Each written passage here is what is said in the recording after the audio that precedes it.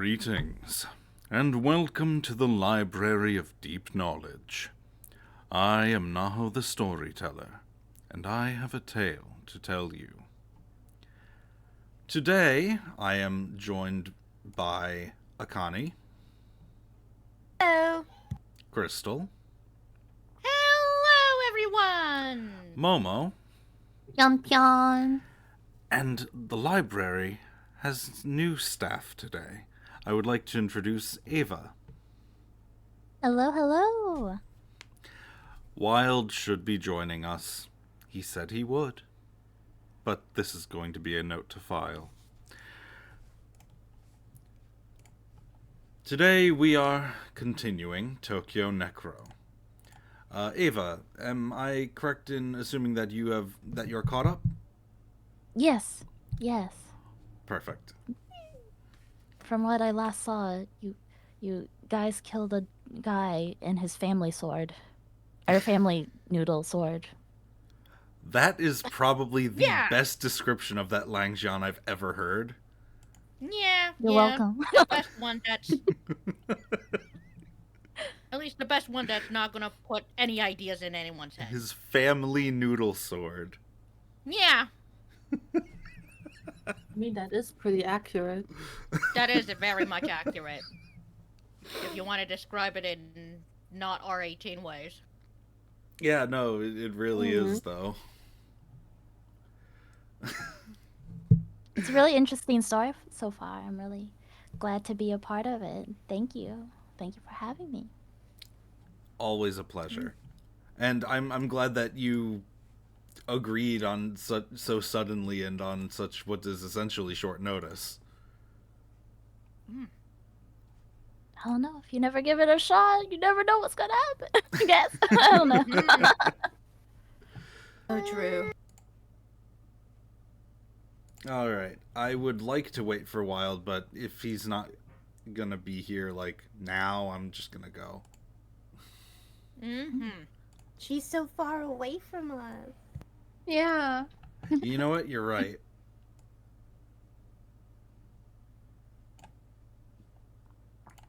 And that just means that I gotta move Wild's model over here. Or you can put her in the flames. I'm just kidding. Put me in the flames.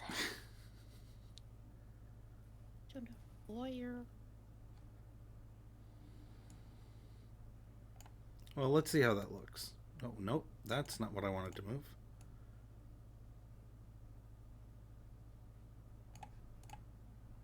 I mean, that's not bad. Yeah. Or you can make me tiny and just put me in someone's head or something. I don't know. Oh my god. That sounds crazy. I'm in. She can be in front of me. She can be my baby. Just kidding. Oh my god. There we go. She's an ornament. I am. No, make her talk. Yeah, put her higher Yeah, up. put me like make me higher like up. so tiny, and then put me on top of Momo's head. She's like hiding on Momo's head. Noise. It's the voices again.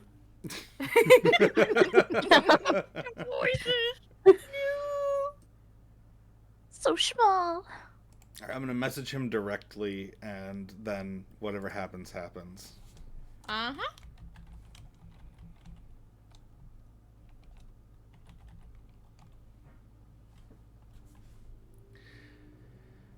All right. Without further ado, let's get this show on the road. So, Ava, the way that I do this is that I share my screen through Discord so that you are able to read your lines as soon as they come up. Okay. Fun time. Because otherwise, you'd have to wait for stream delay, and that's no fun for anybody. Not really, anyways. So stinky. No. Okay.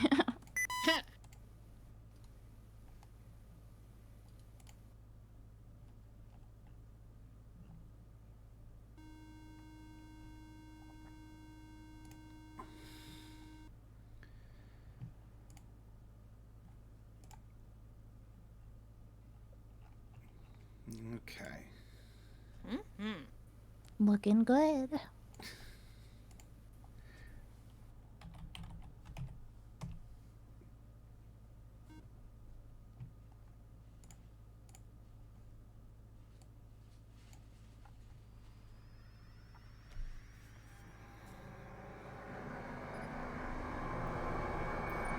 But yeah, when we last left off, we had been introduced to 3 of the members of the Karasuzumi Stalker Agency: Soun, Tokitaka, and Ethika. We had tracked down the temporary hideout of one Tang Yunshan, a necromancer. Soun had chased him down and taken him out, and found a mysterious girl in the trunk of his car. Which is always fun, ain't it? You know, just a normal Sunday, right? Ain't it? Just I finding mean, random in girls the in in people's the Tokyo cars. of Tokyo Necro, it really is just a regular Sunday. Yeah, like you chase bad guys, you kill zoms, and now you find a girl in the back of someone's car.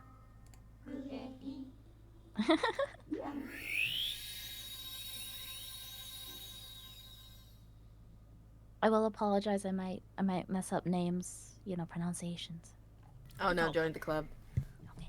We have entire comics about Akane messing those things up. You're in good hands. Look, it's the accent, okay? It's just my excuse. It's okay. I just can't read. I don't know why I'm doing this. I'm excited. Oh yeah, I'm still learning English. I only speak English. I just can't read. No. Okay. I'm sorry. It's I'll my get only this language, down. but I'm still learning it. Yeah. Oh yeah, I'm so proud of you, Akane. for the benefit of everybody involved, an example of what I'm talking about, and I'll upload these so that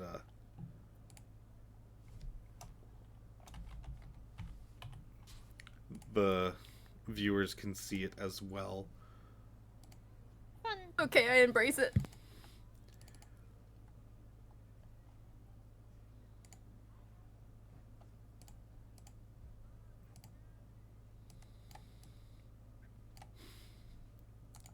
Oh. And then She no. Cute.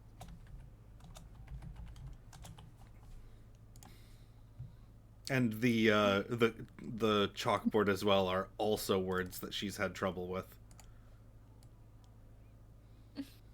We're gonna be in the same boat. I'm not gonna lie. I ain't a puppet. These are Oh, cute. okay, These yeah, are so well done. Put me on blast on here. Great. Shout outs to Shiro, who is friend of the stream and the person who's done like all of my art. Mm-hmm. Aw. An amazing So artist in nice. person. Back before I was VTubing, she actually helped out with some of the visual novel streams as well. And she just could not get the word committee. It was always a comedy when she was around. Oh. I mean, like, she would pronounce the word committee as comedy. It just, I mean, they're close. English not being her first language and all. She's doing great. She speaks it doing better than me fluently. sometimes. It's just that reading it sometimes, if it's a word she's never seen before, she reverts back to Spanish pronunciation. Oh my gosh. So cute. Yeah, this is properly stalling for time here. Anyway, Yeah. No, I mean, like, I don't mind stalling for time because, like, I'm still meeting you guys and stuff, and Yeah. Yeah. there's True, always like true. things to talk about. hmm It's okay. Mm-hmm. And that's the best part about, training the intern, as it was, is introducing them to everyone and making sure that everyone vibes together. Yep. Yeah. You guys seem really nice so far. We try. Thanks. We can only try. All right, so this newscaster, literally anyone can take her who wants her. Oh. Do it for the newbie. For me, Indeed. I'm still my hands are sweaty. Like I'm just like. Luckily, your hands aren't doing the talking today. True. This is how you break in. And this is all just for fun broken in. anyway, so Very You're true. right. Very. You're right. You're right. the stakes could not be lower. All right. Just think of an anchor and then pretend to be that voice. True. Next, an update on Vice Governor's kidnapping incident. Oh, on the Vice Governor's kidnapping incident. Shortly past 7 p.m. today, at the Endless Summer Hotel in Kabukicho, Shinjuku, a large-scale Living Dead outbreak developed into a shootout between the Necromancer and the Living Dead Stalkers. According to the military police report, the perpetrator was a male Chinese national who used necromancy to turn the hotel staff and countless others into living dead.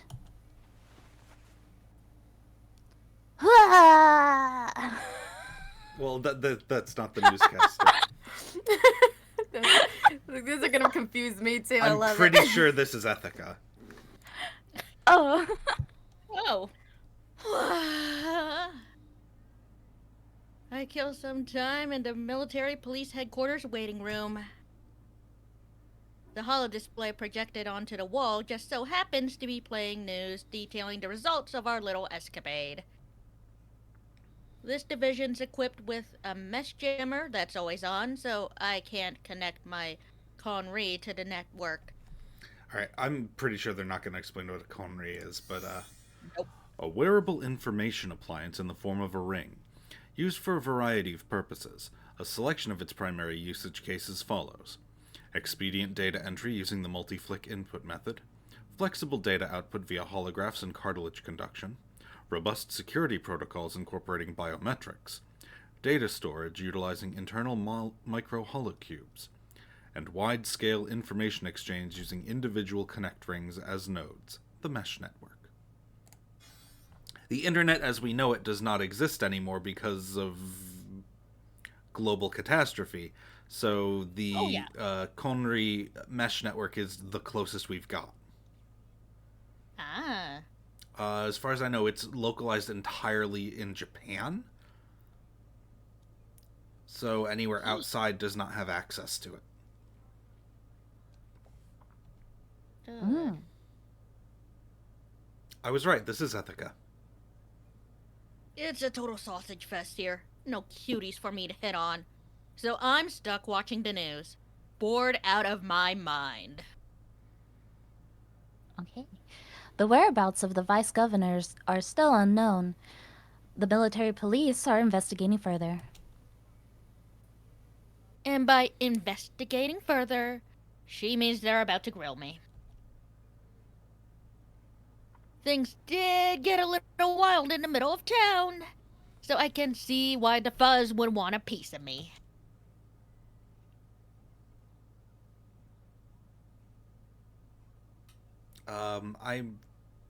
I don't think this is Kiriri because she wouldn't call her by her full name.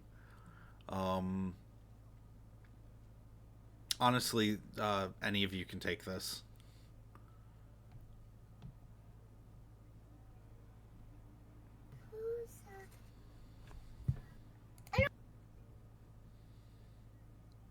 Momo, Okay. would you Yeah. like to take it? Okay. Kibanohara Efika, please come in. They finally call my name. I head over to the interrogation room with a spring in my step.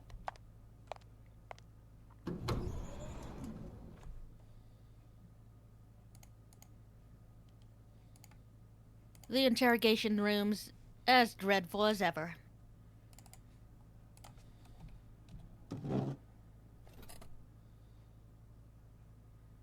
Oh. I take a seat at the desk. Sitting on the other side is Major Asokiriri. She cuts an imposing figure. Military police uniform counterbalancing her feminine features. 早速ですが、取り調べに入ります。 Okay. It So- is Kiriri. Yes, it is. So, Ava, that will be you. I just every time a new character is introduced, their name gets added to the list. So I have to wait for them to say something before I can actually delete their voice actors. If you have no objections, I'd like to ask a few questions. Not even a greeting? Kinda cold, don't you think? I'm on duty, you know. What? But I've been waiting so patiently, Kitty.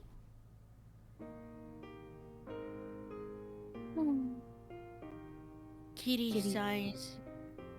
Yep, Kitty sighs in resignation, visibly loosening up. To me, she's less Major Asokiriri and more just simply Kiri. She's a childhood friend, practically my older sister, really.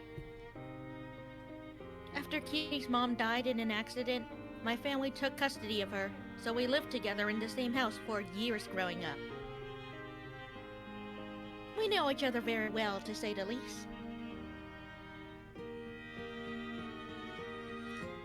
You always did hate being bored. Nah, I don't hate it. I despise it. So you hate interrogations too, I wager?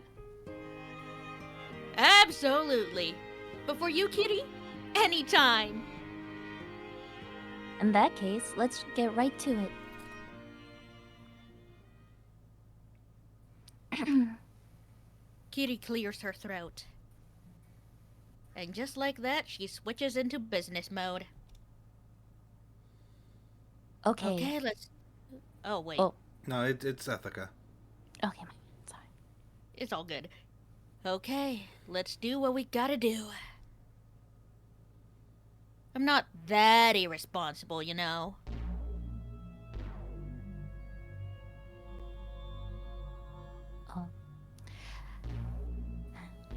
As living dead stalkers, it is your job to detain or otherwise neutralize necromancers. We take no issue with you killing, with your killing of Ting Yushan, or your re-killing of the living dead. Though the damage sustained by the endless summer is a little concerning. That falls under the scope of the force. That's Ethica. Oh, sorry. Oh.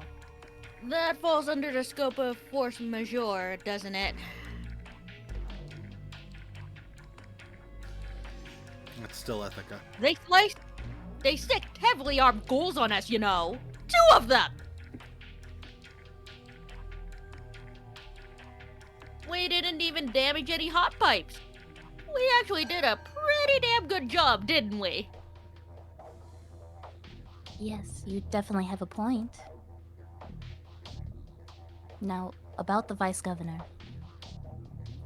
Right.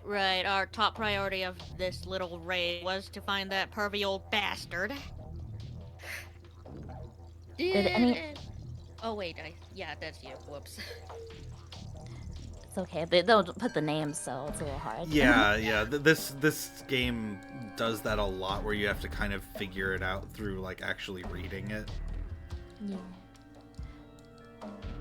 Did any of the living dead resemble the vice governor?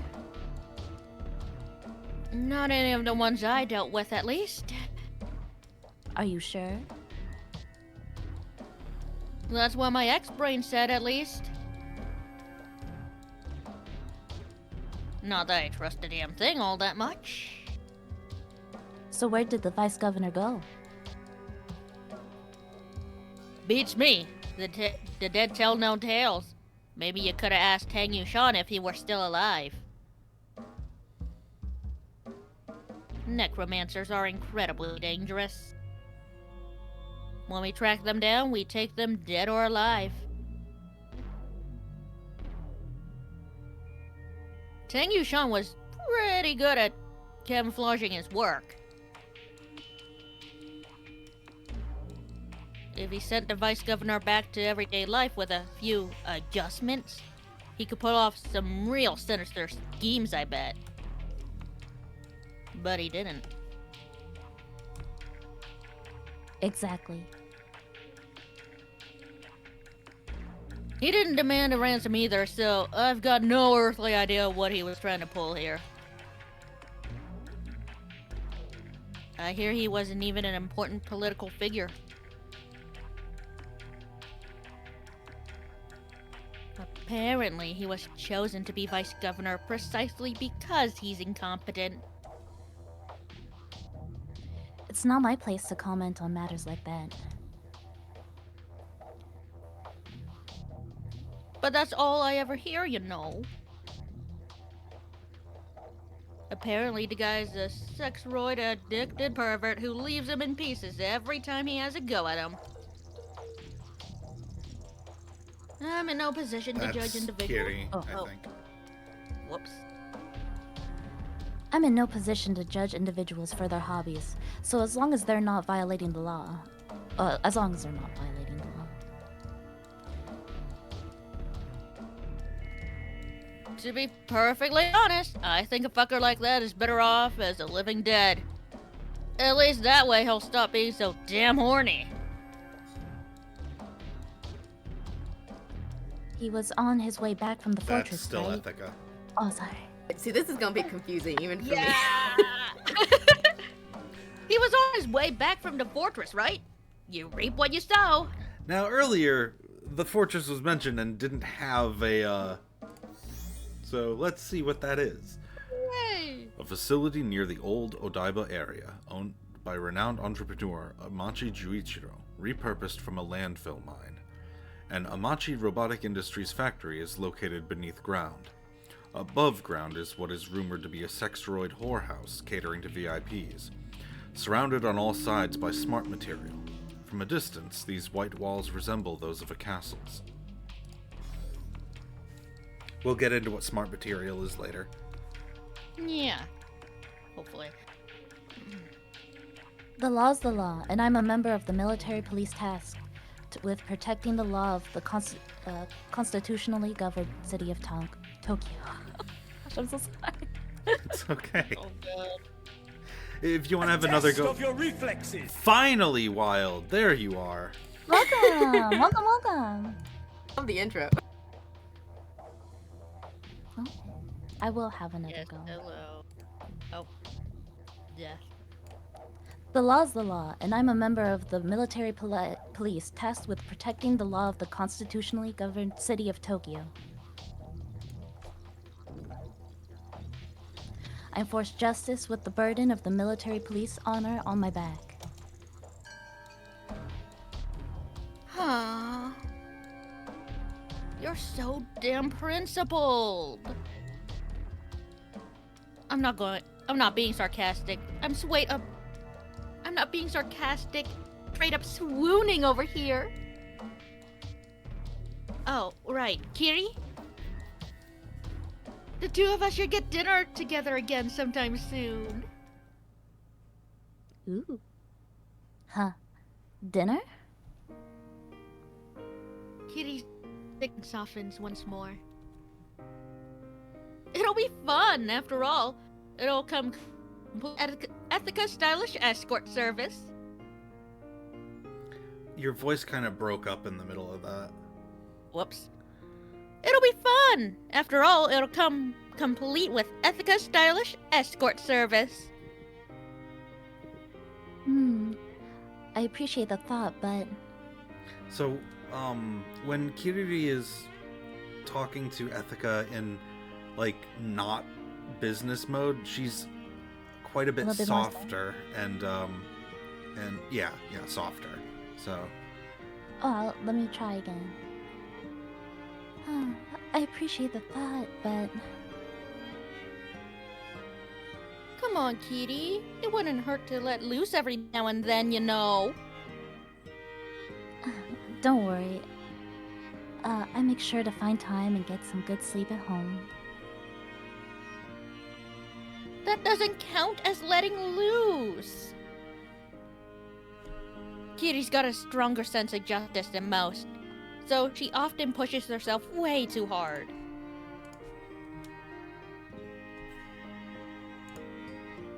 Take the current situation. It's not like there was any particular reason she needed to be the one to interrogate me personally. Can't say I'm not happy about it, though. So that just about wraps up this little interrogation, huh? I suppose so. I just asked, all what I wanted to. Cool. Let me know a time and date that works for you for the whole dinner thing. I'm expecting you to keep an opening in your schedule for me. Of course. Promise? I know. Okay, that settles that. Guess I should head on out. Wouldn't want to get in the way of her work. Catch you later. As soon as I get out of my seat, I hear a sound coming from the wall. A loud sound coming from the wall. Someone's getting interrogated in the next room, and I'm pretty sure the one questioning him is Kazuma. Nagisa Kazuma. A female captain of the military police. She must be wringing everything she can get out of him. Yes, it seems like it. Captain Nagisa can go a little overboard sometimes. So, for the sake of consistency, Nagisa. Nagisa. Right? No? Yes. Nagisa. Captain Nagisa can go a little overboard sometimes. Yeah, just for the sake of consistency, if everyone pronounces names the same way, it'll help. Diddly. My apologies. No, it's okay. It's all good. Again, you're just Agreed. starting, and I'm kind of giving you the same that I'd give everyone else. Yeah, coach me, please. As he does this to me all the time, it's okay.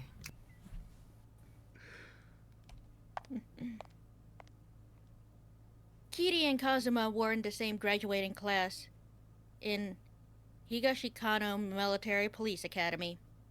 So she knows her pretty well. Kazuma's too uptight for her own good. She's a pushover once you stop trying to play by her rules.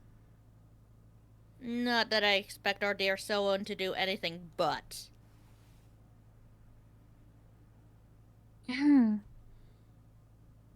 Kiri clears her throat as I'm walking towards the door. Say, Ethica? Was there anyone else in the car when Tang Yushan escaped? The car? I don't know. I lie through my teeth, not even turning to face her. Sorry, Kiri. But I don't think I'm the only one keeping secrets here.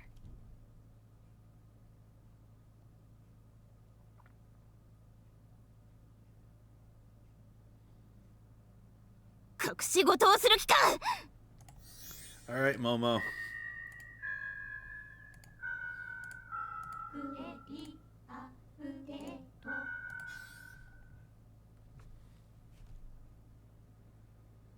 Sorry, yeah, I was drinking something. It's okay. Hydration is good.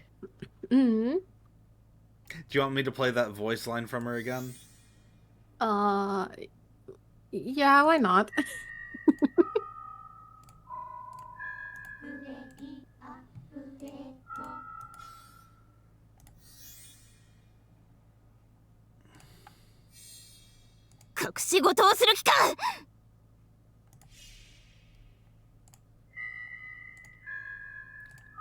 Kazuma is an angry gremlin. Noise. We love the gremlins. We do. You think you can hide something from me? Captain Nagisa grabs me by the hair and slams my head against the wall.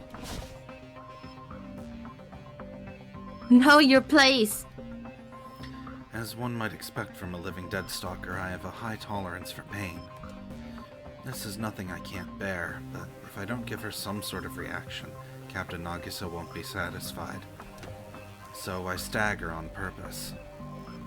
I'm not hiding anything. Don't you dare mock us.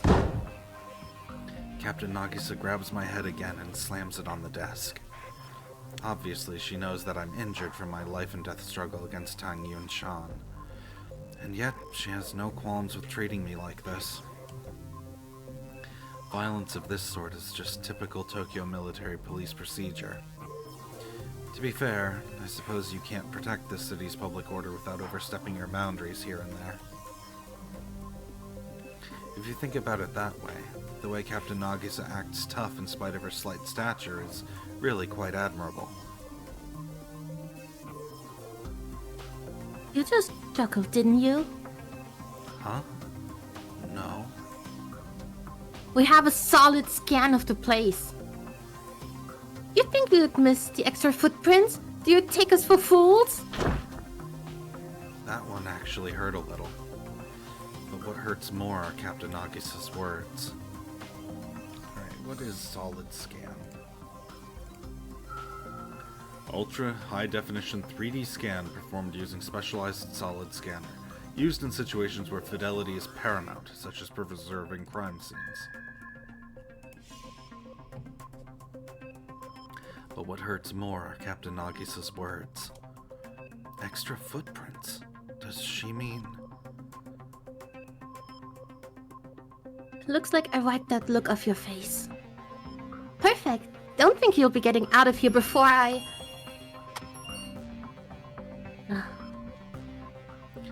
Captain Nagisa's Konri lights up in the middle of her sentence. She glances at the hologram with a scowl on her face, perturbed by the interruption. As soon as she sees who it is, though, she stands at attention. Major General Kibanohara. Yes, sir. Yes, sir. Yes, sir. Major General Kibanohara Hokuyasu, the father of Kibanohara Ethica, who's currently being investigated in the next room over. It's a bit ironic that a free-spirited rebel like Ethica is the daughter of someone like Major General Kibanohara, leader of the military police. He's the very picture of authority. Perhaps her father's station is what led her to develop such a rebellious personality in the first place.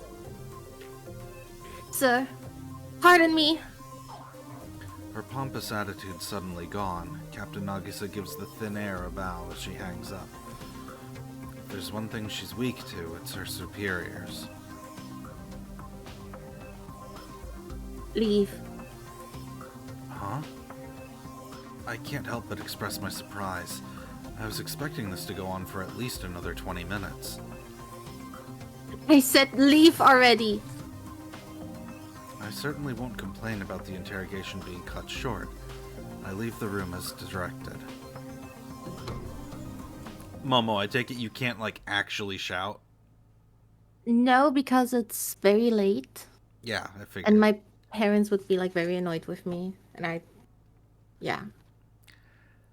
Yeah, I figured. Just wanted to make sure. Once I'm out of the range of the mesh jammer, my Conry automatically connects to the network. The military police may commit acts of brutality, but they wouldn't commit a human rights violation like stealing someone's connect ring. I check Ethica's location with a multi-flick. With how quickly my interrogation ended, I figured I'd be out first. From what I could tell, they kept Ethica waiting for quite some time. Surprisingly, however, it seems that that is not the case. The two of us are co-workers at the Karasuzumi Living Dead Stalker Agency.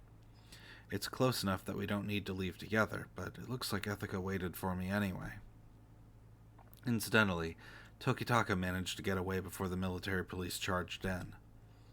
You could say that's one perk of being a sniper.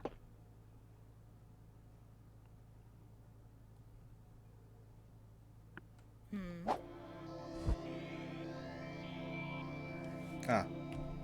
So the U was Gijo. So that is...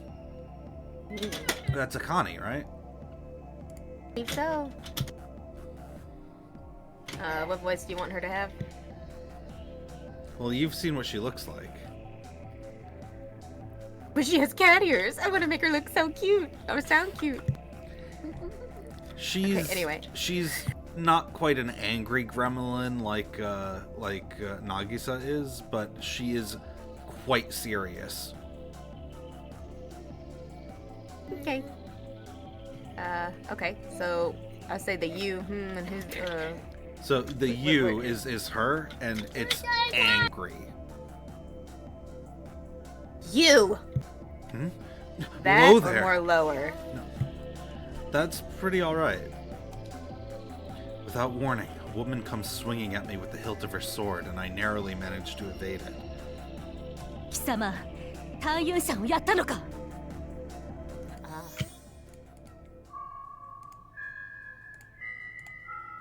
Hey, Kyo. Hello. Yo.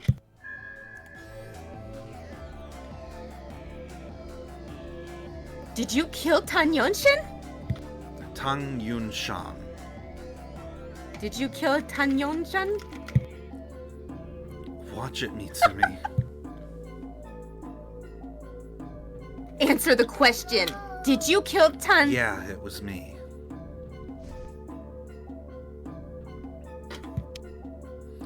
This is Gijo Mitsumi, brandishing her cherished ultrasonic vibro katana, Shoshimaru.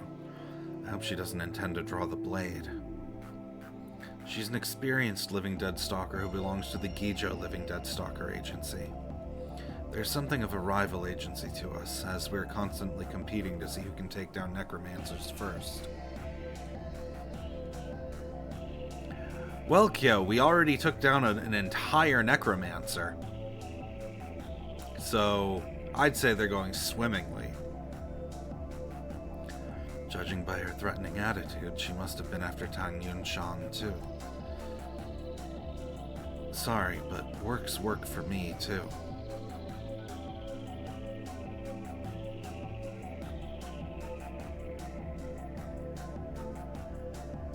That me? Yep. Go ahead and pat yourself on the back. It's not like the incident's over yet. What do you mean by that? The vice governor hasn't been found. Next necromancer is mine. But is there a next one? It's certainly possible that he wasn't working alone. But it's not like Mitsumi to make firm declarations based on possibilities alone. Is there any evidence that more necromancers were involved? No, not, exactly, but... Mitsumi is nothing if not honest. Anyway, we'll find the vice governor. Look forward to the news. And with that declaration, Mitsumi turns her back to me. Mitsumi.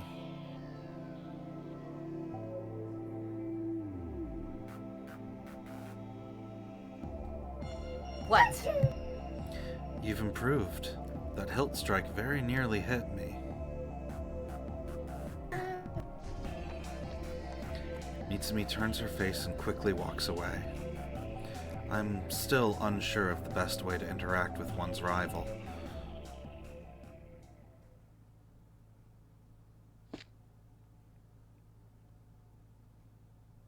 I head down to the first floor on the atrium entrance escalator.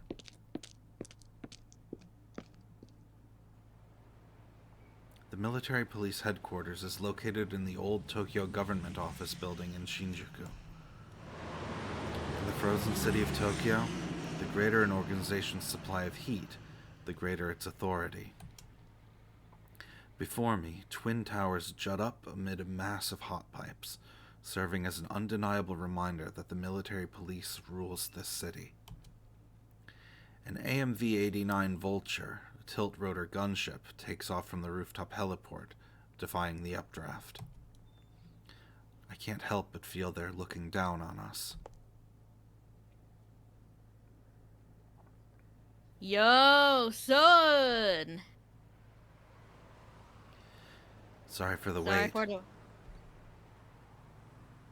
That's just how these things go. Ethica's leaning against a wall at the entrance. She always waits outside, even though it's warmer indoors.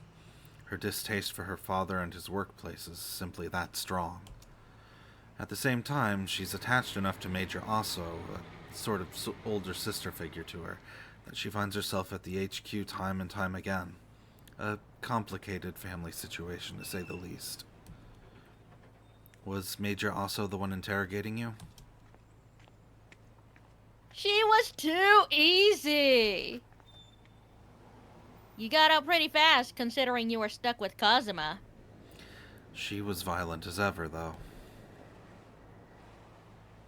Did you talk? Of course not. You? I played dumb the whole way.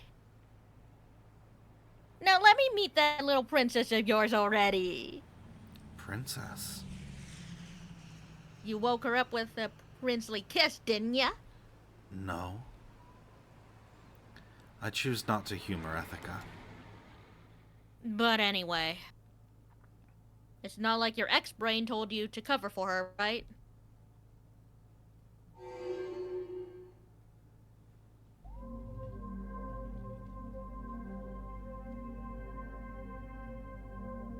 Akane? Sorry, hang on.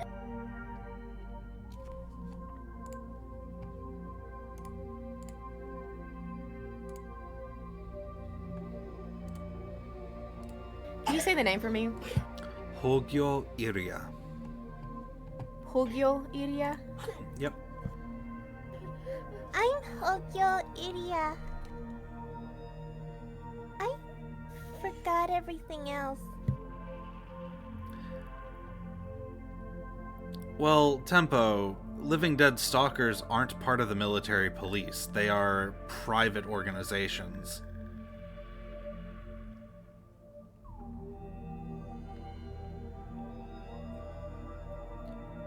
They don't really have any reason to have a body cam.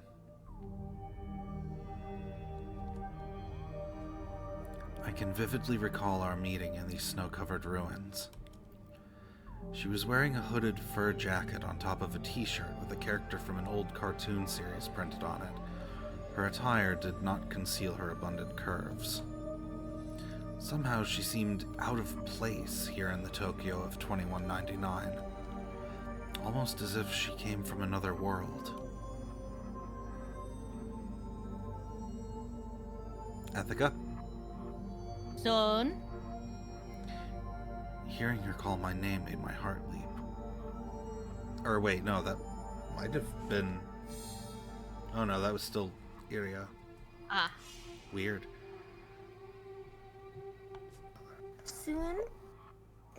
Can you help me up? Sure. I offered Iria my hand. Her delicate fingers wrapped around my own, and I could feel the warmth of her body through them. What big hands you have. Yours are just small. You think so? With my assistance, Iria rose to her feet. After getting her bearings, she took the mittens attached to her sleeves and fitted them onto each hand, proudly holding them forth when she was done. Now they're big. Rawr. Iria let loose a play- playful Oh, roar. my bad. She did resemble a bear cub. I found myself laughing. It was a strange feeling. Not minutes before, I had taken a man's life, and yet it felt like it was all in the distant past.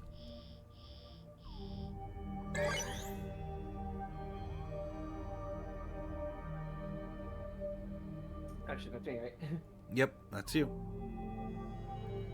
Zone, Ethica, the military police have arrived. Got it. You getting off scot-free again, Tokitaka?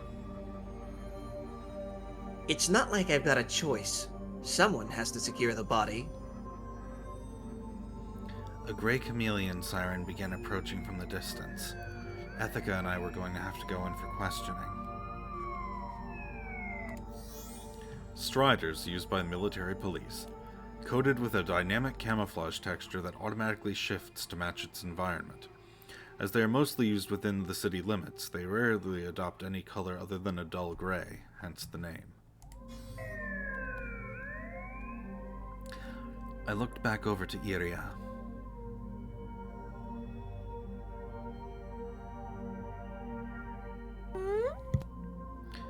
So, you don't know why you're here?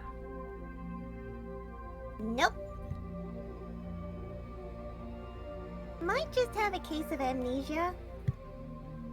I can't remember a thing. I see. It would have been cruel to force her into an uninformed decision. I decided to do what I could for her, without consulting my ex-brain about it. The military police are on their way. Maybe they can help you, maybe not. But they've got a thing for brutality. Really? Yeah, they're always hitting me in the interrogation room. That sounds unpleasant. She would likely find it more than simply unpleasant. Would you like to come to our office instead? Huh? Can I? Of course. I contacted Tokitaka. He was currently driving the agency car and would be able to get here quickly. Tokitaka, sorry, but could you pick someone up for me?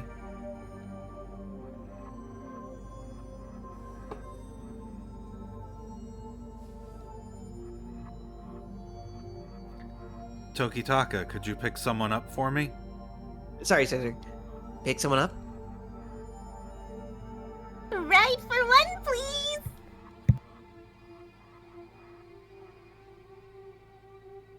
Whoa, what the hell, son? Did I just hear a pretty girl on your side of the line?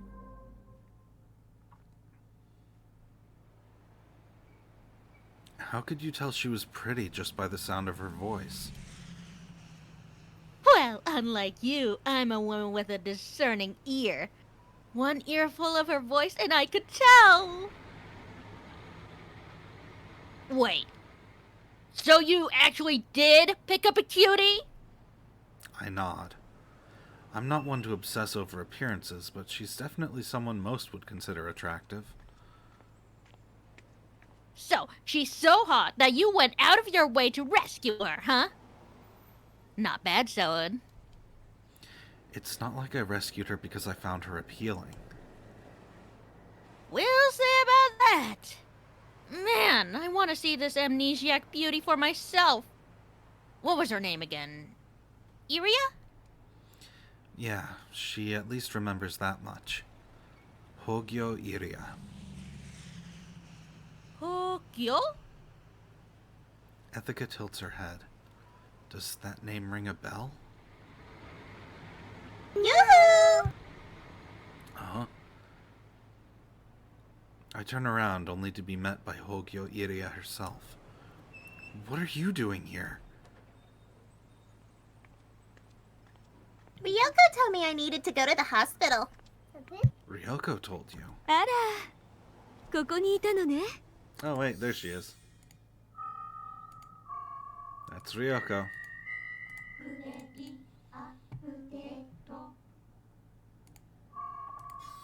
Alright, Akane. Oh my, so this is where you went. Karasuzumi Ryoko appears from behind Iria. She's the head of the Karasuzumi Living Dead Stalker Agency, our boss. Don't be misled by her appearance and comportment. She's incredibly skilled in her line of work. And her line of work includes managing 3 living dead stalkers, collecting information on necromancers, and making sure we each get our fair share of the bounty when we eliminate one. She's the backbone of the Karasuzumi Living Dead Stalker Agency in every sense of the word.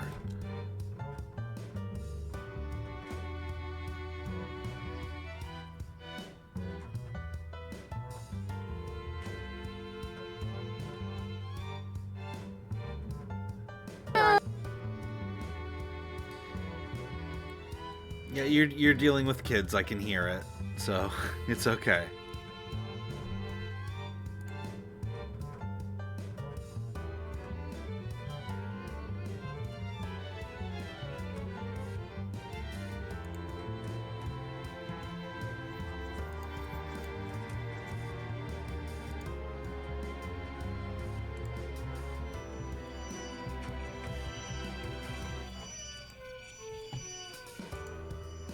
We were just on our way back from having her looked at. Right next to this building is the old Tokyo Metropolitan Main Building number 2, which serves as a hospital under the military police's management. With the exception of Tokyo Megafloat, it's the most advanced medical facility in the area. But if they were able to get her examined at a hospital, then that means... Were you able to find her ID? No, I just pulled a few strings. I'd like to have a meeting to discuss her identity, as well as the results of the exam. Understood. Ryoko's specialty is the collection and analysis of information. She possesses a wide network of connections. She should have been able to trace Hogyo Irya's identity to some extent. Just how much I'll need to confirm later. Okay, so you must be Iria, right? You're just as cute as I've heard! You've heard about me? Yeah, someone was just telling me about you. You were? I nod. No sense in lying. So that's how you described me. Oh, I'm a real cutie, am I? I can get behind that. She knows it's true. So, who might you be? I'm Kiba Nohara Ethica. I'm a living dead stalker, just like Zone. We work together, actually. My likes include pretty girls. My hobby is appreciating pretty girls. My taste in women is pretty girls. And my #1 weakness is pretty girls. Nice to meet ya. I can tell you're popular with the ladies. Is that obvious? I've always got room for one more for the record. If you're up for it, you're always welcome to spend some personal time with me, Iria. No! I just got hit on!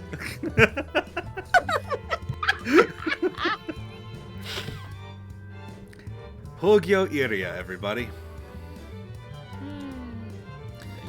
Looks like Ethica's really hitting it off with Iria. I just hope she doesn't take things too far.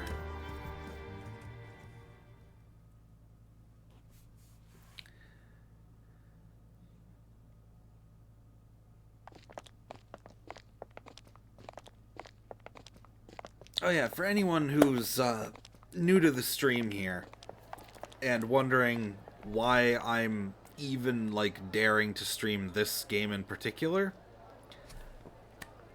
I am running an R15 patch which will restore most of the content that Steam did not have, but will not have all of the stuff that would get me banned from Twitch. I need to I need to clarify that because, well, I think it's obvious why I need to clarify that. I would like to not be banned from Twitch. But I also like the story of Tokyo Necro too much to not share it with people.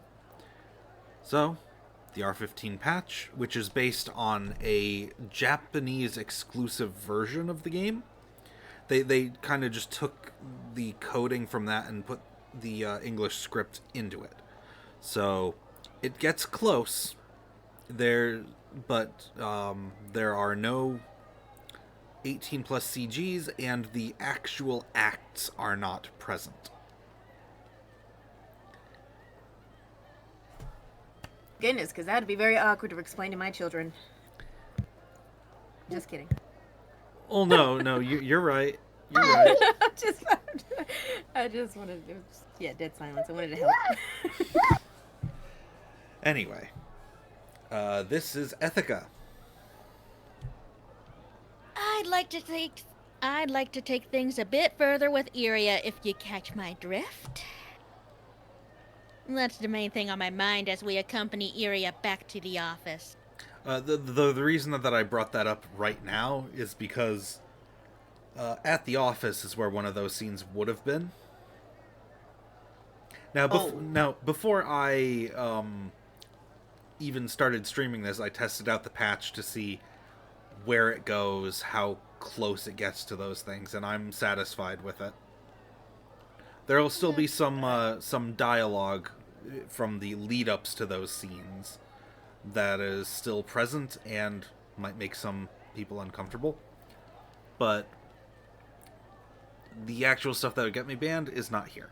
So, thumbs up.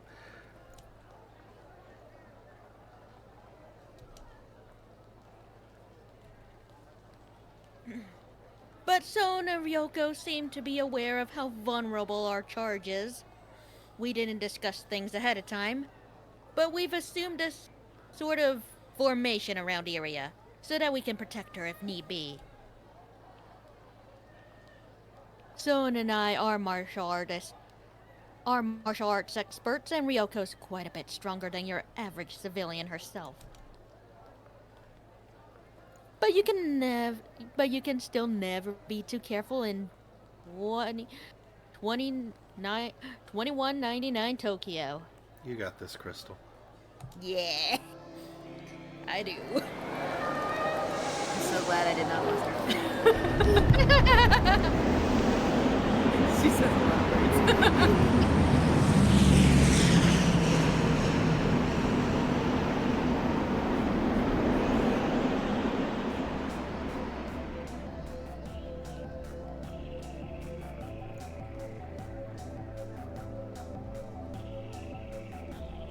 Wow!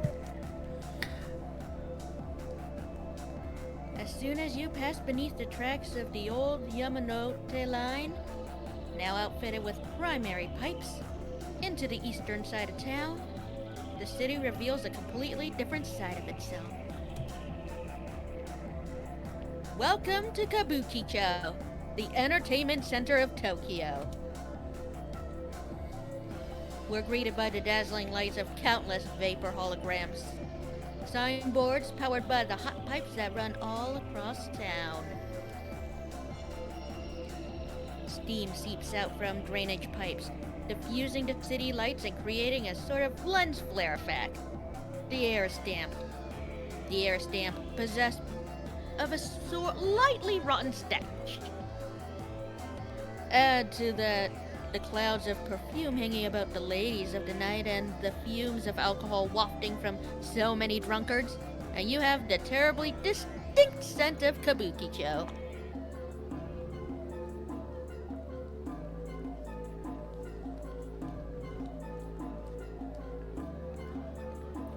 Incidental random characters are up for anybody, so. Yep.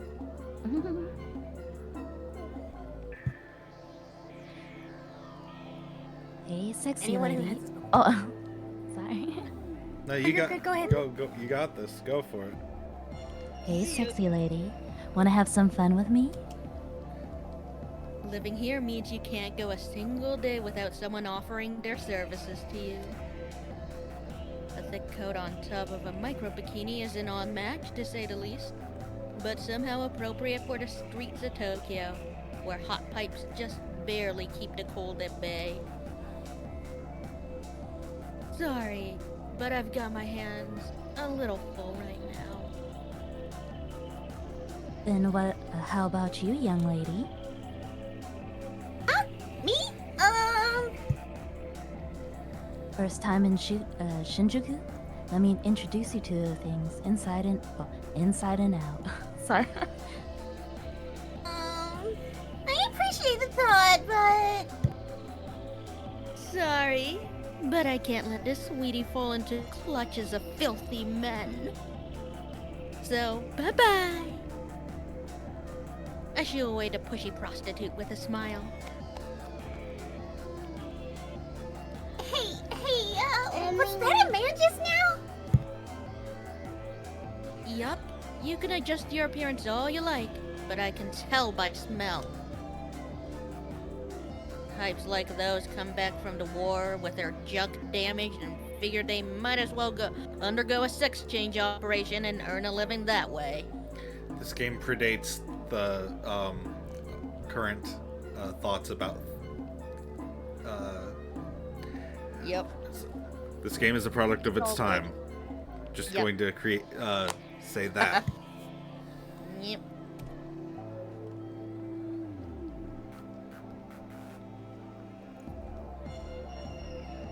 You can tell that much? She can't, Iria. Probably making it up as she goes. Way to spoil the fun, son. Oh, hey, this is the first time we see him without his helmet.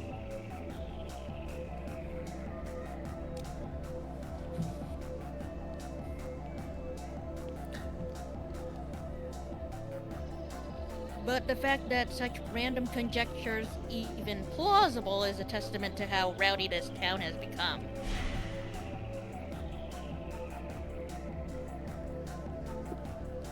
After the Sino-American War left them without a home, the private military company, PMC, Eclipse, hired ex-US Army ruffians as mercenaries. Upholding Shinjuku's long history of drug trafficking, the Tetradragon's Chinese mafia boasts a wide network of narcotics trade. In post-war turmoil, the self-proclaimed Russian government occupied the northeast. Why does this feel like Rose Guns Days all over again? For real. Like, actually, though. Wait a minute. Despite being nothing more than a mafia group, their decades of experience in information warfare have proven invaluable in affording them great influence on the Japanese government. One of the newer players is the ruthless Malacca gang, who escaped to the north to seek refuge from Mare, the worst infectious disease in history. Full name, Microbial Augmentation Repeated Element. An airborne infectious disease which originated in Malaysia in 2185, quickly giving rise to the worst pandemic in all of human history. A mutated form of the RU-318 bacterial weapon used by the US Army against the People's Liberation Army in Malaysia. More resilient to air and radiation than RU-318, and capable of remaining dormant in soil indefinitely by producing spores. Produces toxic ruthenium compounds via induced synthesis upon entering the human body, with a mortality rate of over 90%. Due to Mare's spread, it became essentially impossible for humans to occupy any region with an average temperature of greater than 10 degrees Celsius. World powers were forced to withdraw from the equator, retreating back into colder territories. In other words, the Mare pandemic led directly to the end of the Sino-American War. So that's a little bit more info into what's going on in the world.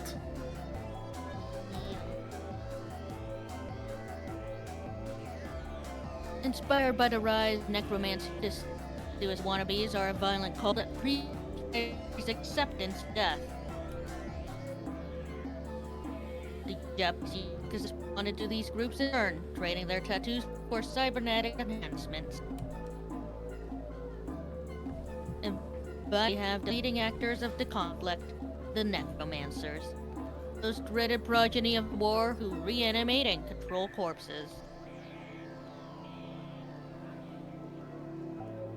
As new criminal organizations blossomed in the wake of war, the rate of violent crime increased too quickly for existing law enforcement agencies to keep up with.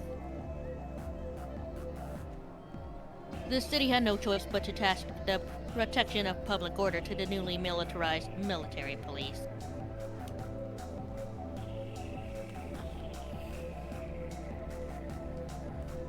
That about sums up what's happening behind the scenes here in Kabukicho, Shinjuku, Tokyo. But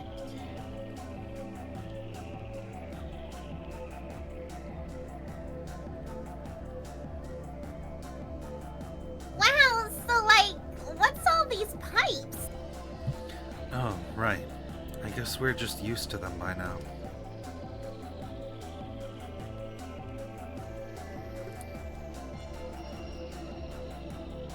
They're kinda SF. Sci-fi, so SF, Oh. sci-fi, yeah. Okay. They're SF? kinda sci-fi. Well, no, she just says SF. my bad. Oh shit. Yeah, no, I was just telling you what it meant. SF. Oh. I was wrong. Somewhat fascinating. Oh, right, sorry. I see narration and I think it's me. Yeah. Yeah, it's alright. Don't worry, we're still getting used to it. Iria doesn't exactly fit in. I know she's suffering from amnesia, but wouldn't that really make something as mundane as hot pipes such a source of excitement? They're just part of daily life for us, for better or for worse.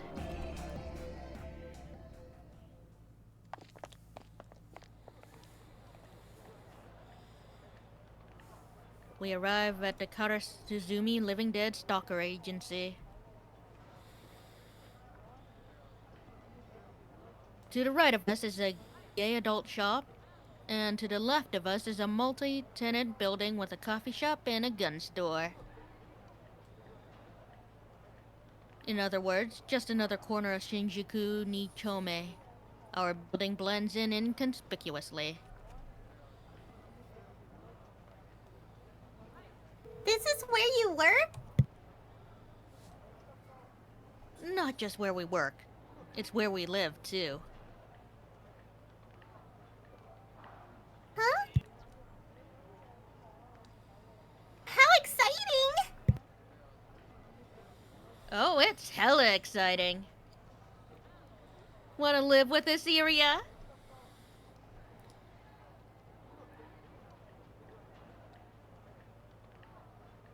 That sounds hella exciting. Iria really knows how to pick up on a vibe. At this rate, I might actually fall for her. Well then, Ryoko, I must be on my way now.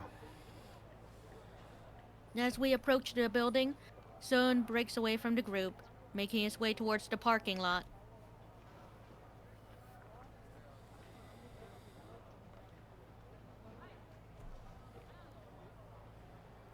Hey, Kansu's? Konsu. Kansu? Konsu. Off to Kansu's place then? Take care, Ryoko. Oh. Take care. Yoko responds with a nod. Who's Kansu? She's a very reliable associate of ours. I have to do some living dead necro analysis. Necroanalysis? It means analyzing the bodies of living dead to find out which necromancer created them with which techniques. Basically just an autopsy, but performed on a living dead. An autopsy? Iria draws back a bit. That's about the response I'd expect from the average person. Living dead autopsies, pretty grisly stuff. Can't say I'm a fan myself. As for Sohn, well, it doesn't look like he really feels anything about them, one way or the other. I give the bewildered Iria a reassuring pat on the shoulder. Just another part of Sohn's job. We'll wait for him in the office, alright? Soon. Be careful, okay? Thank you. I will.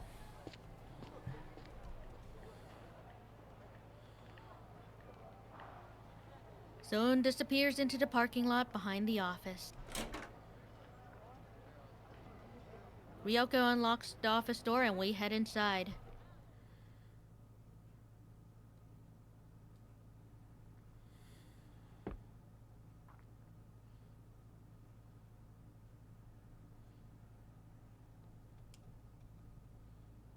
Wild? Oh shit, I've never actually... This is the first time seeing him. Took you long enough. Holy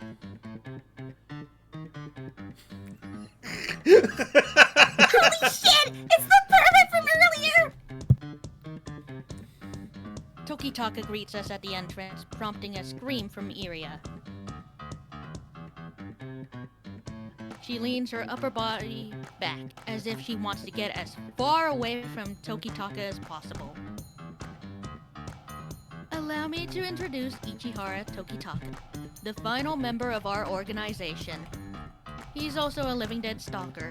And let me tell you, you don't want to get on the bad side of his Ogasawara TFD-20. To be frank, he's a bit of an oddball, but not in the same way as Sohn. Tokitaka, did you do something inappropriate to her? Me? Of course not. Of course so, you sexual harasser! What? Sexual harasser? Please. Why would I get turned on by a pipsqueak like... Nope, wrong button. Don't deny it! You stared right at my chest and said, that chest of yours must be hiding some son of a bitchy numbers. Fibonacci numbers. Who cares what they're called? I do. Sexual harasser? You're so gross! Absolutely the worst!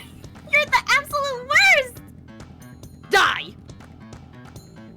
Don't you start too. No, that's just one of Tokitaka's cute little quirks. Thank you, Ryoko. She ain't complimenting you, bud. On the bright side, at least now Iria has a handle on exactly what sort of pervert Tokitaka is. I like to call Tokitaka and Sohn the bungling boys. They've got absolutely no idea how to interact with women. 50% of this damn agency is composed of bungling idiots. I'm not good at math, but even I can tell that those are some concerning numbers. As a result, little old Ethica's gotta be charismatic enough to compensate for the two of them. I think that's what we call QED. Anyway, I'm gonna go take a shower. Huh? Don't leave me here with him! What? You don't want my company? Don't leave me alone with the pervert! Stop calling me a pervert! Then be raped! Maybe I'll run some calculations on you. Yep, getting along swimmingly, these two.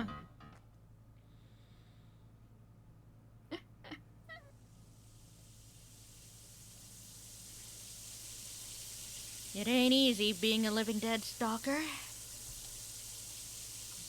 I'm not sure you can really understand this without experiencing it for yourself. But human corpses can get pretty nasty if left alone. As a rule, human society is averse to death, doing everything it can to push it away and conceal it, and honestly, I get why. The worst part's gotta be the smell. Low-level ghouls, the ones created simply by injecting dead bodies with lemures, start rotting pretty quickly.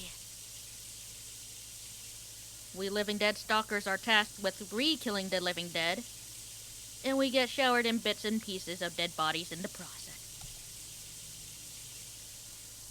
Fortunately, the ones we dealt with today were still pretty fresh. But more than a few times, I've had some gooey ones come in for a kiss as they started collapsing in on themselves. There have been a few technological advancements to help counteract things.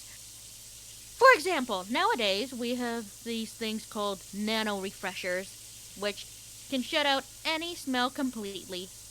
Apparently, they work by blocking all molecules of a certain size.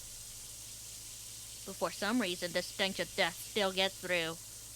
Or at least that's what it feels like. My guess is that there's something more at play than just the physical molecules, you know? So we've made it a rule to take a shower after returning from a job. There's 3 shower booths inside the office, so everyone has their own space.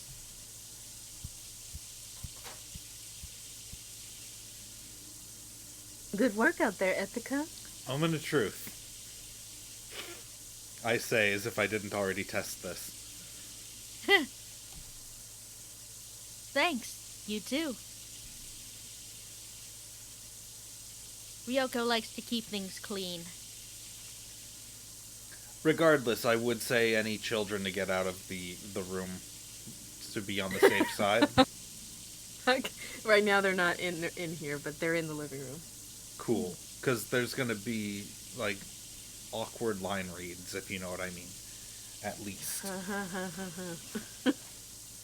Again, it stops before it gets to the act.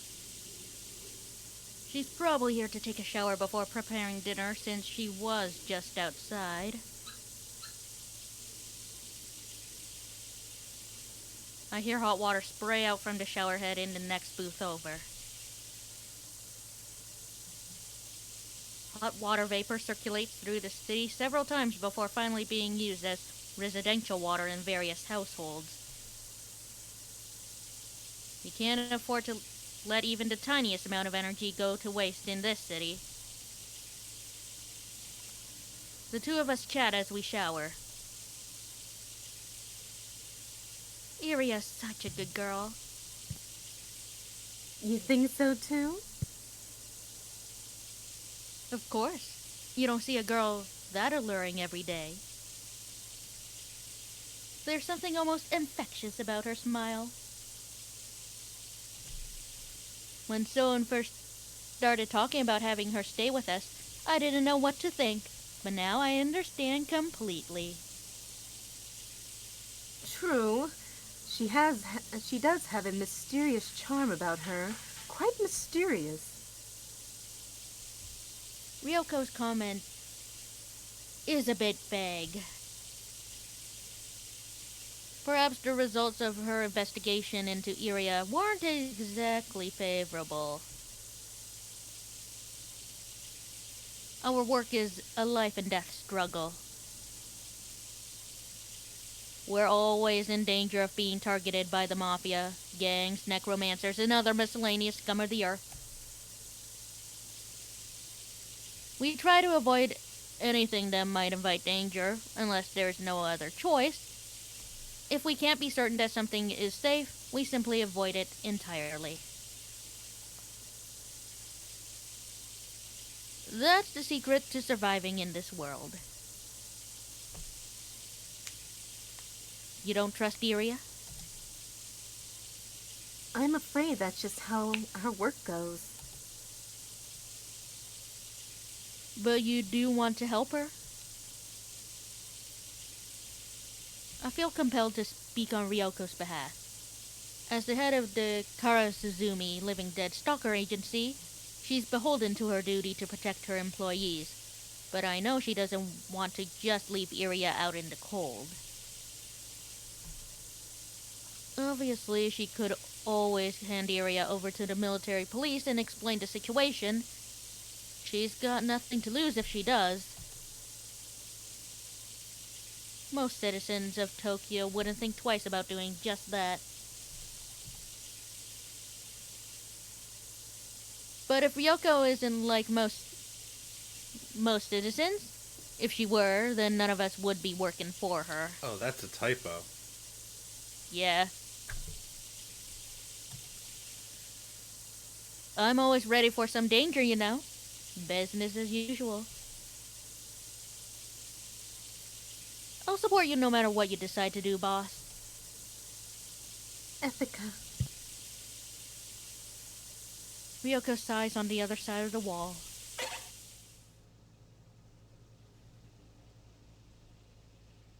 We trust you 100%, Ryoko. Whether you decide to keep her here or turn her in, we'll follow you to the depths of hell. Thank you.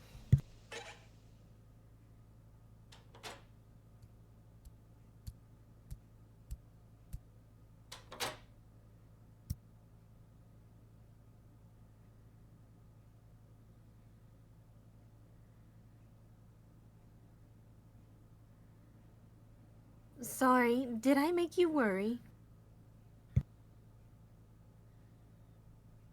Ryoko whispers to me from behind, having entered the same shower booth. Obviously, I don't kick her out. This, too, is business as usual.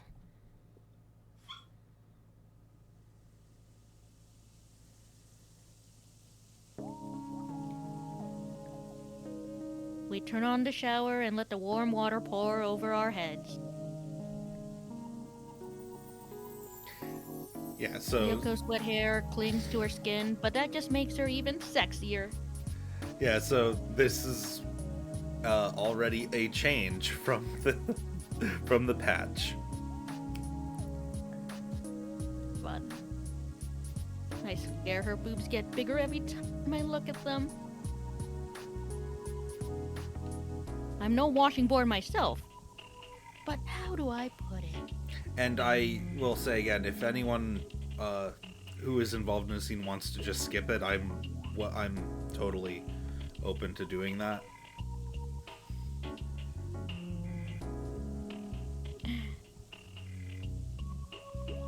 Alright. Her body's just so buxom. She's got a fair bit of muscle, but she's still soft enough for your fingers to sink in whenever you touch her.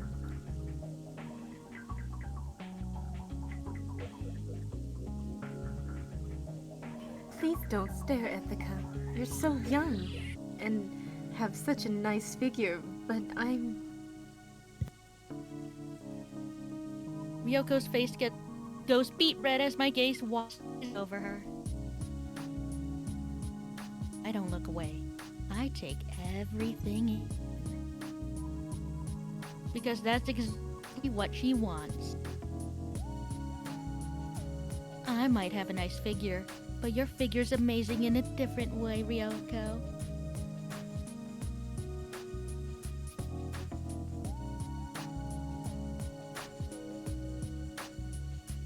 Is that me? Oh, that's still Ethica. But they might be starting to sag.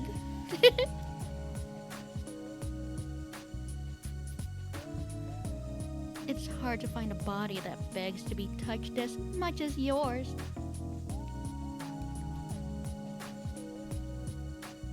You're just flattering me. I'm serious. I paused to think for a moment, then wrapped my arm around Ryoko's waist.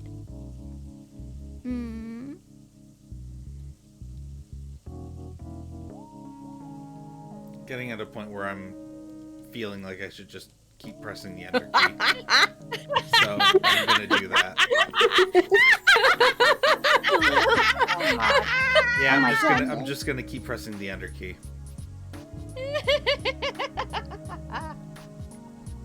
Yeah, Momo, there's finally a use for that fucking emote.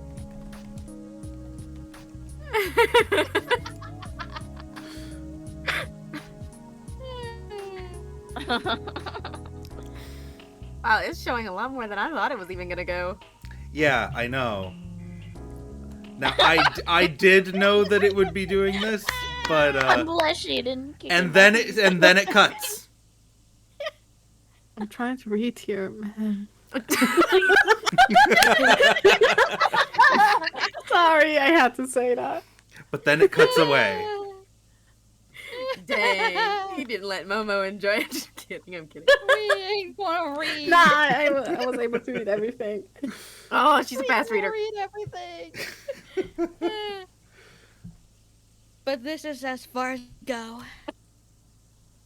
I'm sorry. Now then, we can't leave Totaka and Irio alone together forever, you know.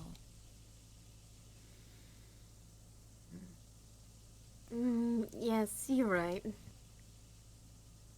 For a second, a shadow of frustration plays across Ryoko's face, but she quickly composes herself and nods, smiling.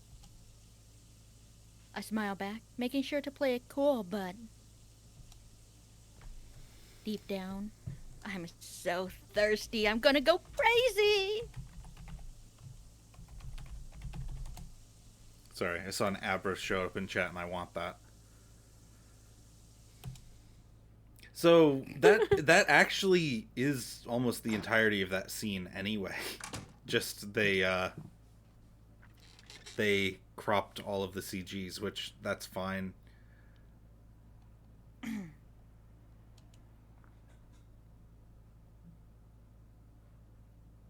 I return to my room and sit down in my chair.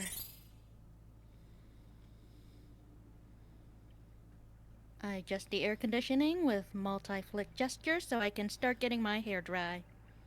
As I wait, I gaze at my fish tank and space out. Tropical fish drift into rippling red water.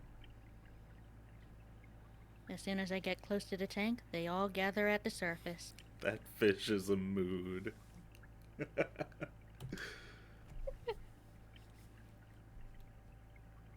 Okay, I'll give you what you came for. What, you didn't give that to us already? When I drop a pinch of food in, the fish begin to dance, competing to snag the flakes flitting around them. That's it. Eat. Eat! If I bluntly and firmly asked Ryoko to let me have sex with her, she probably would. But I don't want that. Ryoko doesn't particularly like having sex with women. I'd rather not do it with someone who's not totally into it. Ethica has standards, after all. Indeed. The reason she approaches me in the shower is to fill the void left by her deceased husband, Karasuzumi Ikatsu. Ryoko is someone very special to me. I can't bring myself to take advantage of her. But maybe one day she'll feel whole again. I'm gonna grab myself a drink. Same, Fair I'll be right enough. back. It'll just be a couple seconds.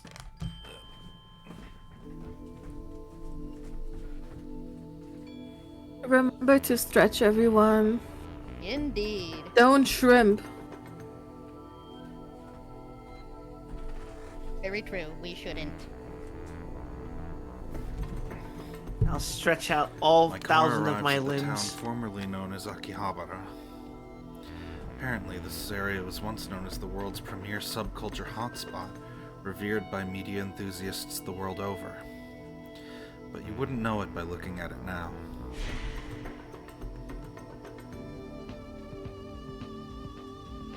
Akihabara was once a town of electronics and otaku, but once Japan became a battleground in the First Sino-American War. The Chinese mafia made their way from the world's factory and rose to power in Shibuya, turning Akihabara into a ghost town. And after the war, groups of refugees rushed to occupy it. If we look at other areas like Ikebukuro, ruled by the Malacca gang, or Shinjuku, which is under the military police's jurisdiction, there is at least a basic sort of order, even if it would be wrong to say they're orderly. The governing organizations do possess a certain degree of authority. Those in power are in a position to arbitrate disputes and keep things in check in the event of major trouble arising. Akihabara, on the other hand, remained in a state of complete disarray in the wake of the war, governed only by chaos. Its decay was only accelerated by the problem of extending the hot pipes. The hot pipes stretch around Tokyo using the old Yamanote line as a backbone. From Shibuya to Shinjuku, and upon reaching Ueno, the hot pipes sharply veer to the east using the old Ginza subway line. In the year 2151, the governor of Tokyo proposed a special post-war recovery program called the Asakusa Reconstruction Plan. The goal was a restoration of culture. Shinjuku had been serving as the capital city, but due to the decline of public order, the plan proposed to designate Asakusa as the new center of Tokyo, as it had the added benefit of being a potential tourist attraction. Thanks to the new capital center, Neo-Ryon Kaku, and its symbol, Cyber Kaminarimon, Jesus Christ, Asakusa prospered and is known today as Tokyo's preeminent upper-class residential district. This left Akihabara in a precarious position. To the east was the Yakuza. To the west was the ex-US Army. And to the south was the Russian government, each glaring at each other across the buffer zone.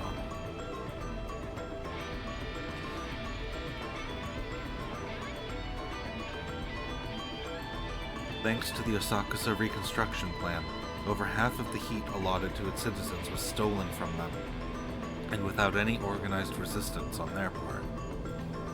Today, Akihabara is desolate save for the few eccentrics dedicated enough to stay there.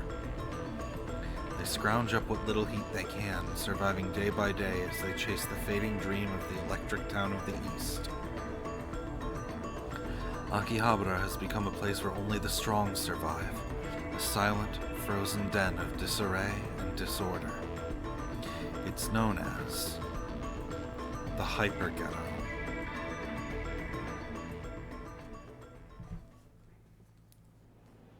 And this is where Konsu lives. In the middle of the Hyper Ghetto, underneath a hot pipe nearly depleted of heat, there's a small door. There's no signage of any sort, but this is a members-only junk shop.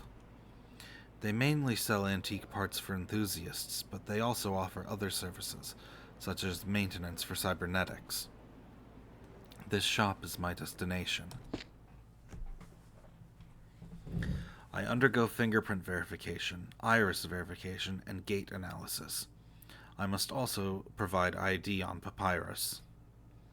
Once I pass through all of those security layers, the blast-resistant doors finally open.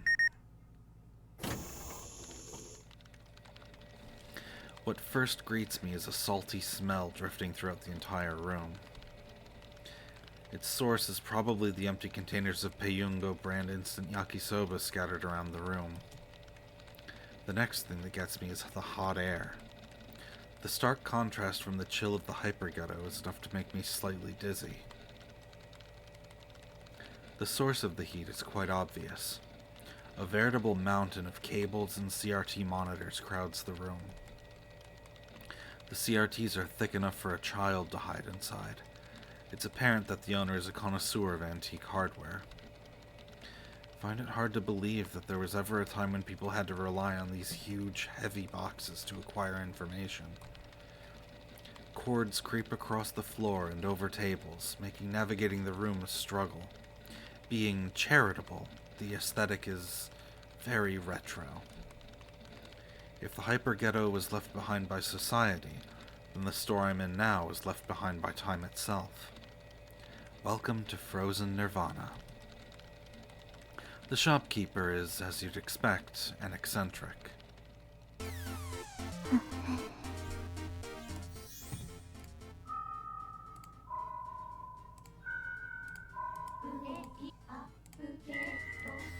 Momo, take it away. Okay.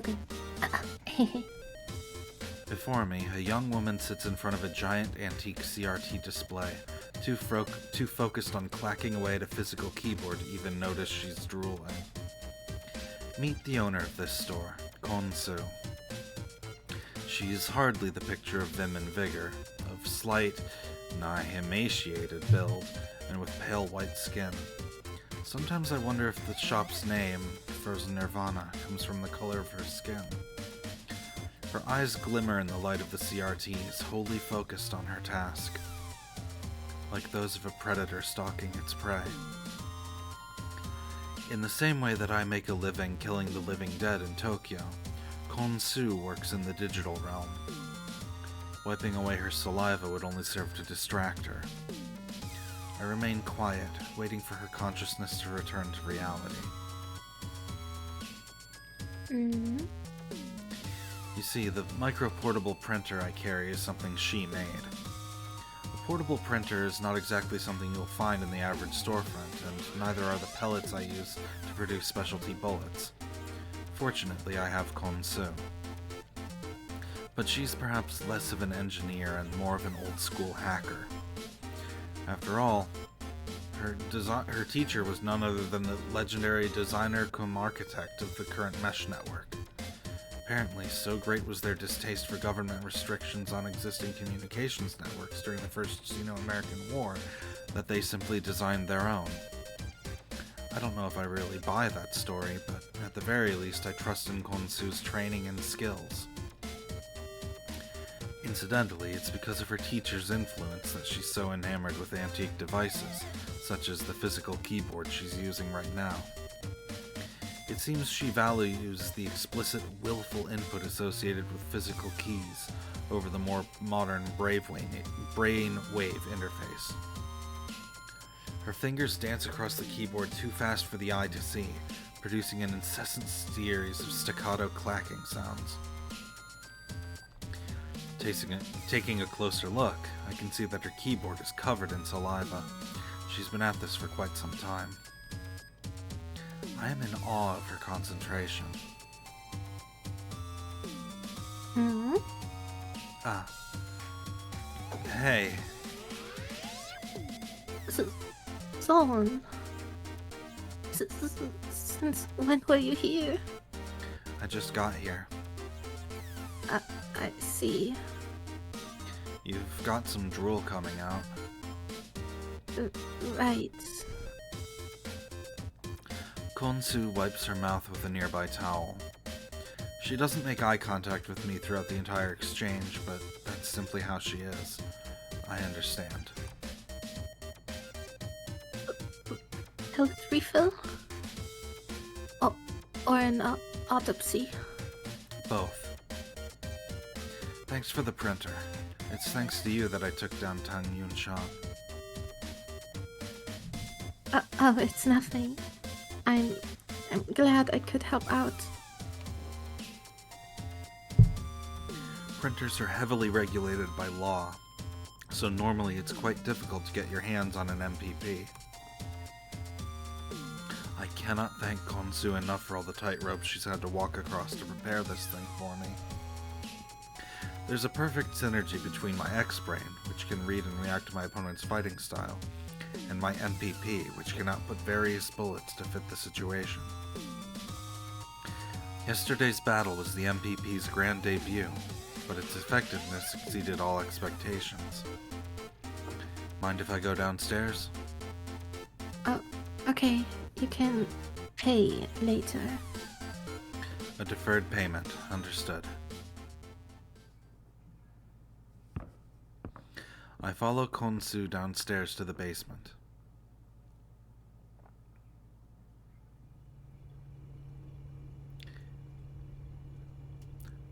Before the text box came up, I was going to say, is it a torture chamber? Is it a sex dungeon? It might just be both of those things. You never know with this game. You never know. Oh no, it's absolutely both of those things. Nice. I absolutely do know. And yeah, no, Nice. it's both of those things. Nice. The basement of Frozen Nirvana is a torture chamber. A wide variety... There you go! A wide variety of torture devices and S&M goods line the bare concrete walls. And right in the middle is a surgical chair. All in accordance with the proclivities of the shopkeeper. That is, Konsu. Normally she's the one in the chair, but...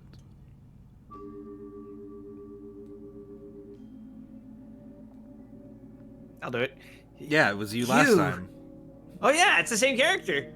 Yep, he's just missing an extra tooth here. Sitting in the chair today is the receptionist from Endless Summer. Before the military police arrived, I had Tokitaka pick him up for me and take him here in the office car.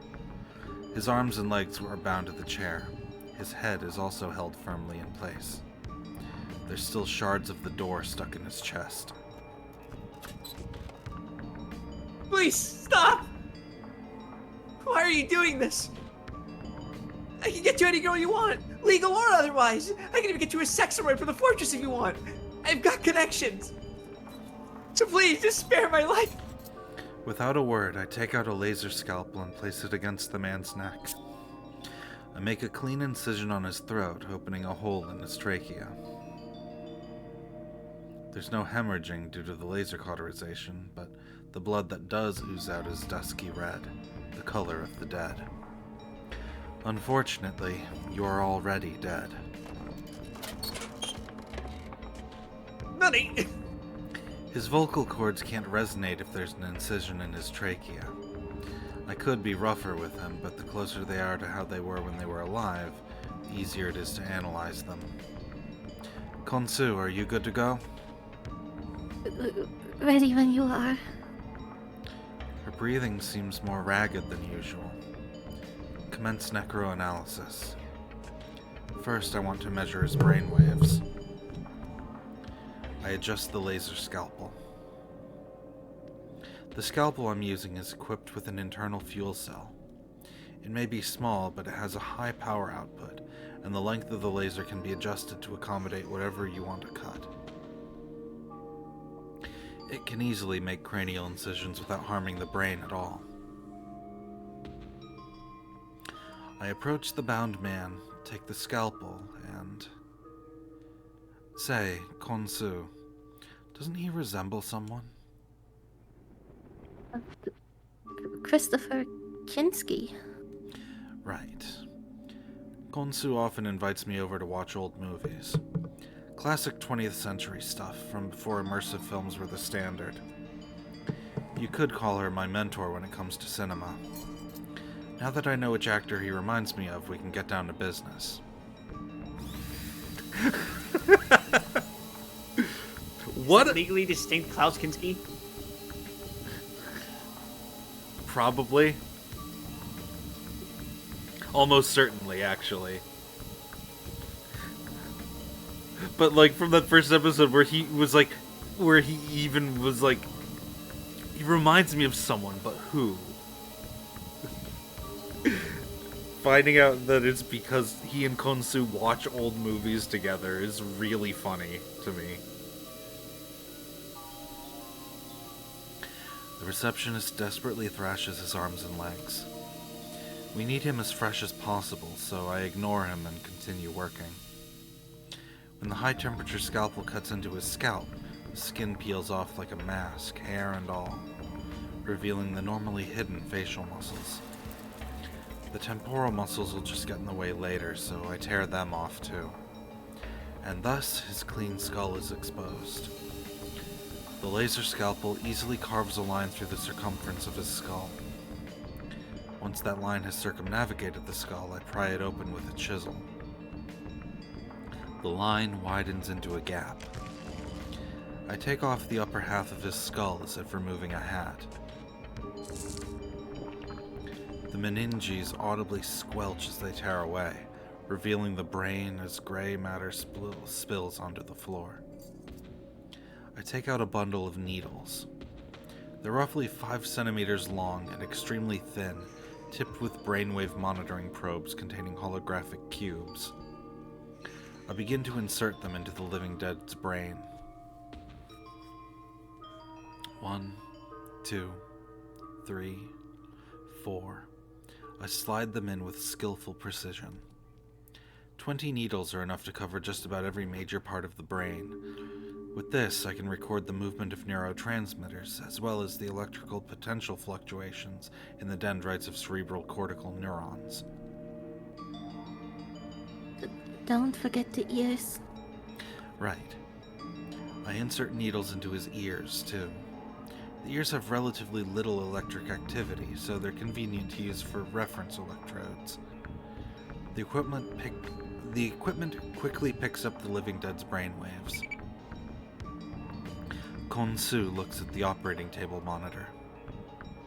So far, so good. Activity in the hippocampus and what Diencephalon. diencephalon is extremely slow compared to that of a living human. In contrast, activity is flourishing in the Cerebellum. cerebellum and brainstem. So you mean... Textbook living dead brain activity. The living dead feel no emotions. When necromancy first emerged, it was met with excitement the world over. It was thought that humanity had finally achieved its long-cherished dream of immortality. Living dead were captured from the battlefield and taken to universities for study, in hopes of reverse engineering the process. But as time passed, mankind's excitement faded. Living dead suffer a deterioration of emotions. In the case of lo-fi living dead who are only administered lemures, it takes only an hour. Even a top-class hi-fi living dead, the sort that requires an expert necromancer to create, will retain its emotions for no longer than 2 weeks. That's all it takes for human emotions to vanish. What's the point of being immortal if you lose your emotions, your humanity? But while the appeal of becoming a living dead died instantly, the appeal of creating a living dead didn't. After all, necromancers can freely control the living dead they create. If you preserve the body and install brain implants to mimic human emotions, you can create a living dead that's almost indistinguishable from a living human, as far as appearances go.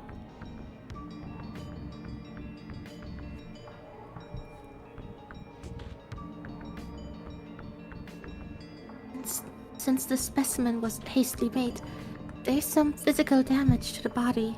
But as far as emotional reactions go, it's not bad. This Tang Yunshan must have been a pretty good necromancer. Yeah, I don't disagree. I completely missed the fact that he was a corpse the first time I saw him. If my X-brain didn't determine him to be a living dead by the color of the blood stuck to his gums, I don't know how things would have turned out. There are many differing schools of thought within the field of necromancy. The primary point of divergence is the compounding of lemures, which is used to make living dead, a so-called fusion of the occult and nanomachines. The exact composition of the serum varies by necromancer. To create a high-grade living dead, you need the ability to both read and manipulate the inner workings of human emotion. You must be trained in the arts, so to speak. Indeed, necromancers take pupils and pass down their craft in a manner similar to many artists. You'll even find people who insist that necromancy is an art, and the living dead are artwork. Hence, we see cult-like groups such as the Suicide Wannabes, formed by those who have developed an almost religious fascination with necromancers. Due to these artistic idiosyncrasies, however, we can detect suspicious activity in brainwaves and internal organs. The analysis of such anomalies is what we call necroanalysis, an autopsy of the living dead. Next, let's check internal organ functionality. To open up the chest and abdomen, you first need to cut the rib cage. I start off by cutting away excess skin and muscle with the laser scalpel. Afterward, I cut the bones using rib shears. From the top, the first 7 ribs are true ribs that connect to the sternum, so I remove all of these at once. After I've removed ribs 8 through 10, almost all of the internal organs become visible. I insert electrodes into the major internal organs and check the bedside monitor. Sure enough, the equipment detects pseudo-vitals typical of living dead. I sever some thick blood vessels with the laser scalpel and take out the living dead's heart.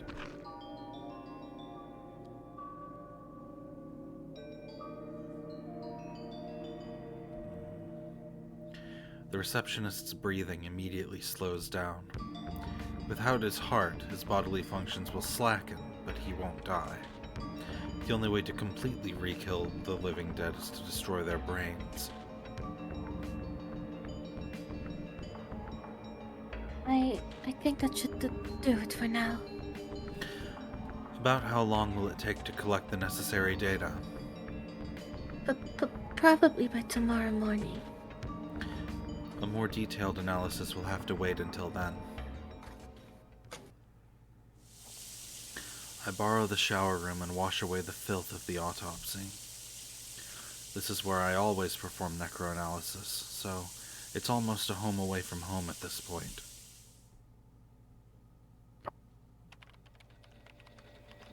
Once I've dried my hair, I return to the first floor to find Konsu slouching in front of her monitor like usual. I quietly turn away so as to not interrupt her work. No need for small talk. Zone. She calls my name right as I'm leaving. Oh, did I distract you? Sorry. It's not often she prolongs things. Did you pick up a girl? Shonen, that goblin-ass posture is because she is a goblin. Maximum goblin. Like, we walked in here and she was drooling so much her keyboard was covered in it.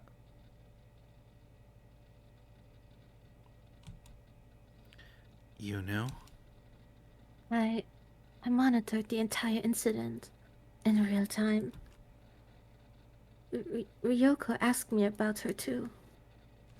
Also, Shonen, I'm not sure if you've noticed, but look at this room.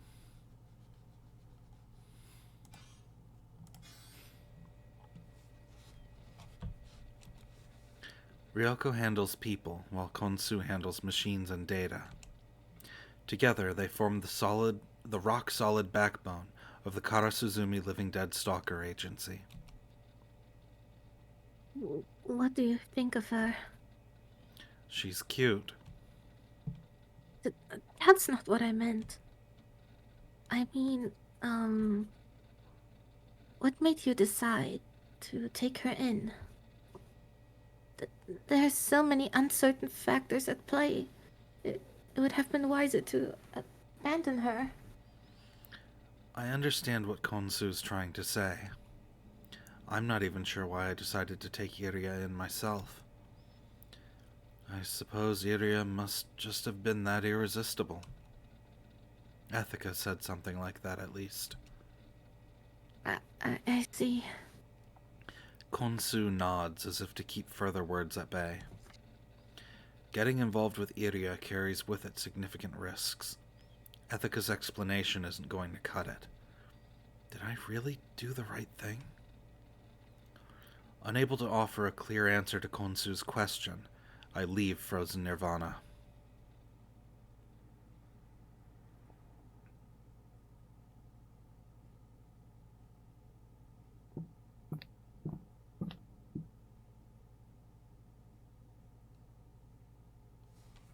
Ethica. After my hair's dry, I get back to the living room to find Iria laying face down on the couch.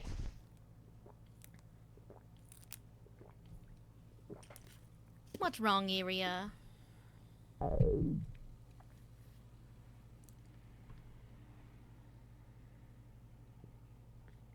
Akani? Hungry. Felt that a mood. Oh, my bad. I didn't even think about food.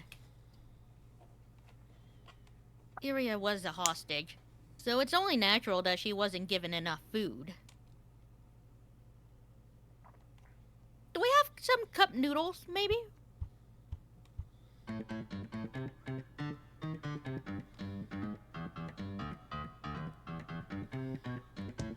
You can't feed her that. It'll stunt her growth.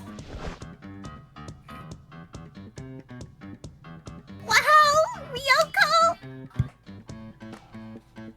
As we're talking, Ryoko returns from the shower room.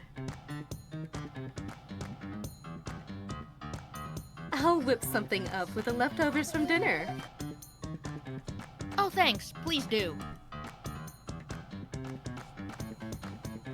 Have you considered cooking every...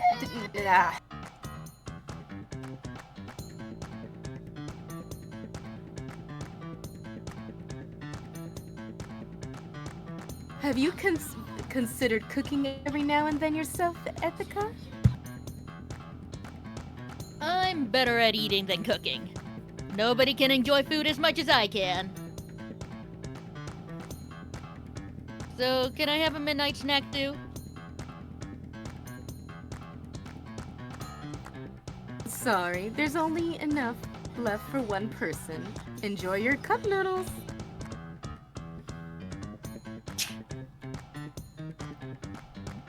Damn, now that I've started talking about Ryoko's cooking, I'm hungry. Normally I don't eat between meals, but I guess I'll go ahead and eat some cup noodles. After all, there's hot pipes all over Tokyo. Hot water's just a twist of a valve away. Apparently cup noodles were developed over 200 years ago, and they were already perfect then.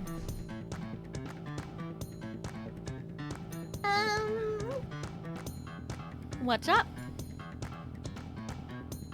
Ryoko's in her underwear. Hmm? Oh, right. Guess you're not used to seeing that. That's kinda just how Ryoko dresses around the house. Her uniform is a birthday suit? She is wearing underwear, though. Right, Iria, is there anything else we can do for you? Anything else? See, we can handle just about anything when it comes to living dead, but we've never picked up a beautiful amnesiac before. We ain't used to dealing with guests, you know?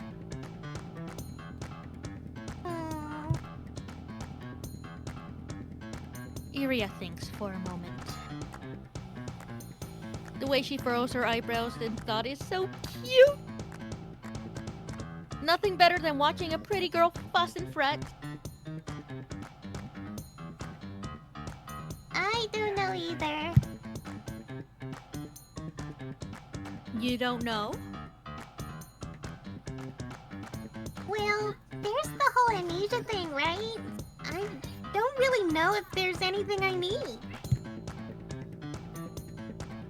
I see. I guess that makes sense. Catch.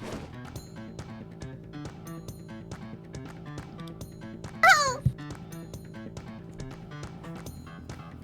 Tokitaka makes his way down the stairs, lobbing something at Iria without warning. Understandably, she dodges it.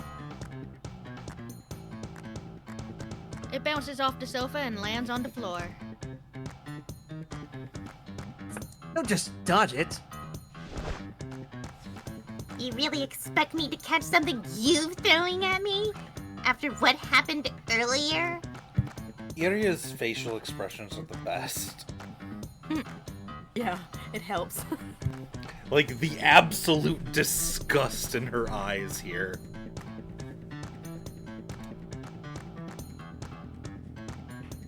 Yeah, you pervert! I told you not to start with that. If you don't want it, I can take it back, you know. Oh, this is a Conry?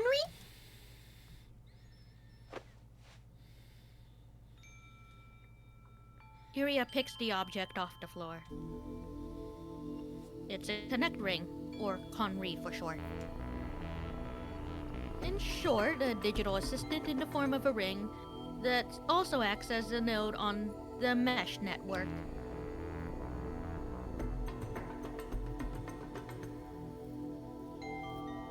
The old internet was disposed of after it was compromised by a virus in the Tokyo Computer War.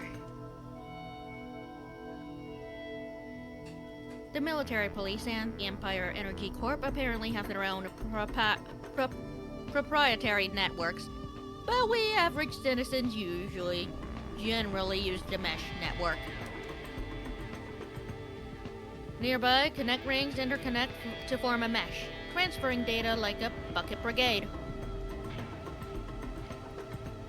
Any variety of data stored on the mesh network is in encrypted format, able to be accessed at any time as long as you're part of the mesh.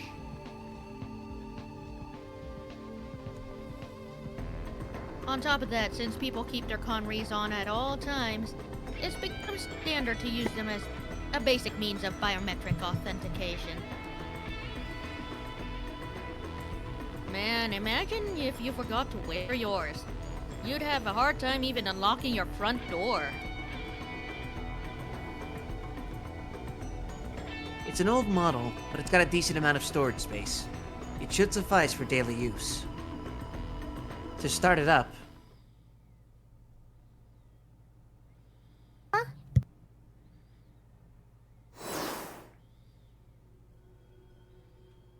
The Conry on Iria's finger suddenly shoots out a hologram, even though she clearly didn't perform any sort of multi-flick input.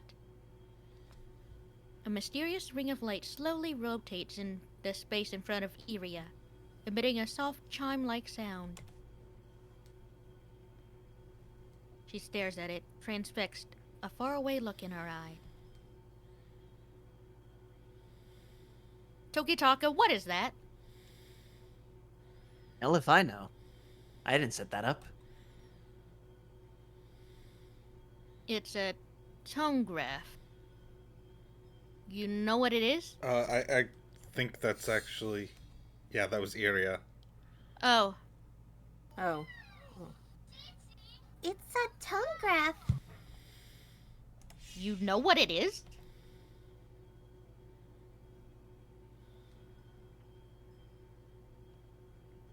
It's more that I know of it, or that I remember that I do just now. Iria swipes her fingers, closing out the tone graph with a multi-flick. In its place, a menu screen appears. For some reason, it seems to already be set up.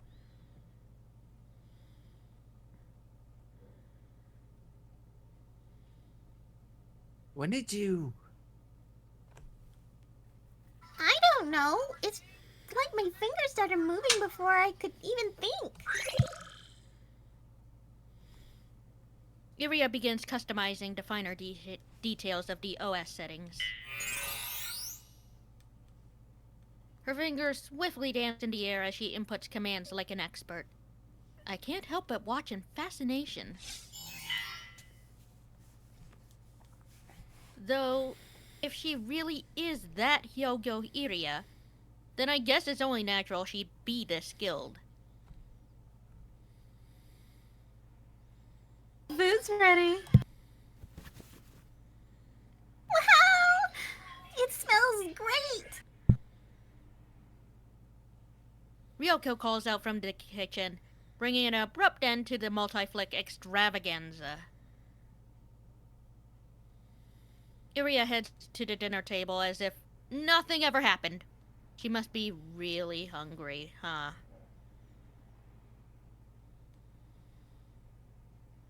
I guess not even Ryoko would cook in her underwear. She said it was just leftovers. But she even tossed together a quick sauté. Just seeing Ryoko's cooking laid out on the table is enough to stimulate my appetite. I guess I really will have some cup noodle. You know what? Forget it. Looking at such a delectable meal while sipping instant noodles will just make me feel sorry for myself. Mood. Indeed. Finally! Oh, it's no problem. Go ahead and eat up. It's a traditional Japanese meal consisting of rice, miso soup, sauteed vegetables, rolled omelette, and pickled vegetables.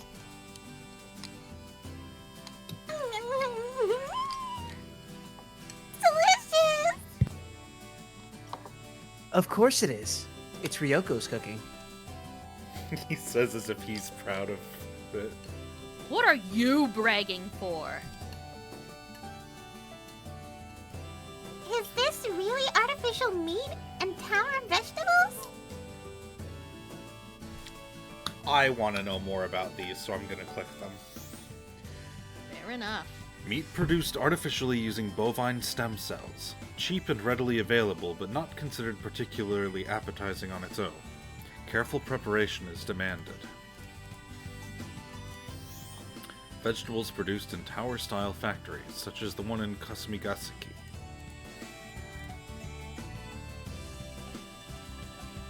I'm sorry, we do receive bounties, but we're not rich enough to eat natural food. Don't worry about it. It's great. I guess you make up for it with seasoning. The trick with cheap ingredients is to go a bit on the salty side. I guess. Yeah, it's delicious. More rice, please. 250 kilocalories. Uh. Is it just calories? I mean, they mean the same thing, so... Yeah. A second serving of rice means 500 calories. The sautéed meat and vegetables are 330 calories, and with the rolled omelette and pickled vegetables, it comes out to just about 1,000 calories. An adult female has a recommended daily caloric intake of 2,000 calories, so with this meal alone, you'll already be at half your... Hey. What are you bringing up all that crap for? Let me enjoy my meal in peace. Huh? Running the numbers while eating Ryoko's cooking makes it taste all the more delicious, does it not? I have no idea what you're talking about. Everyone feels that way at first, but the more you keep going with it, the more you understand. It's the numbers. Take the famous Venus de Milo. men find its figure most alluring. The sculpture is 204 centimeters tall, but if you convert its measurements to mean female height, her three sizes are a 96 centimeter bust, a 78 centimeter waist, and 103 centimeters hips. That's a waist-to-hip ratio of 0.75, a sign of a ripe female body primed for childbirth. It's the numbers, I tell you, 0.75. These numbers stimulate the reward system of the brain's frontal lobe. So, in order to find the same sort of numbers for the sense of taste, you want to... Gross. What? Not like numbers are gonna make plain rice taste any better. I don't know what to think about how well you do Tokitaka, Wild. It's perfect. Well, he did say he wanted him, so I felt a connection. Kindred spirits. I trust the process. Did. Here they will. Take my word for it. In that case, Tokitaka, I guess I don't need to make anything else for you. Wait! Gotta side with Ryoko here. She makes us delicious food every day, and this is how you respond? Not gonna be graduating from the bungling boys anytime soon, I'm afraid. Things seem lively in here.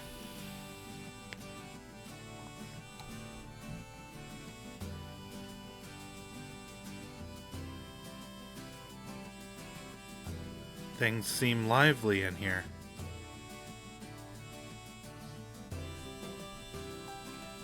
Sorry, Gabriel was playing with the outlets, so I had to stop him. Understandable. Yeah. Ah! Soon! Alright, so it's So-un. My bad. Yeah. Ah! Soon! Back! Yeah. Looky! Ryoko's cooking is so... Oh, yummy! She look angry.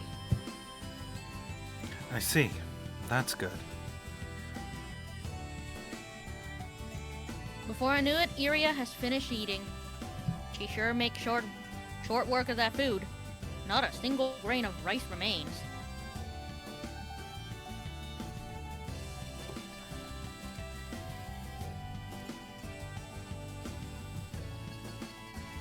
Thanks again, Ryoko! It was my pleasure, really.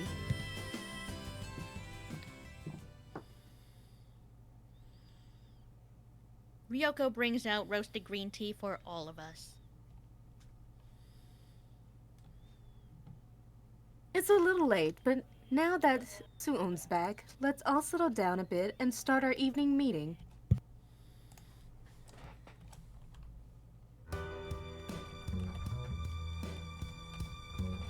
After putting the dishes away, we gather at the living room table.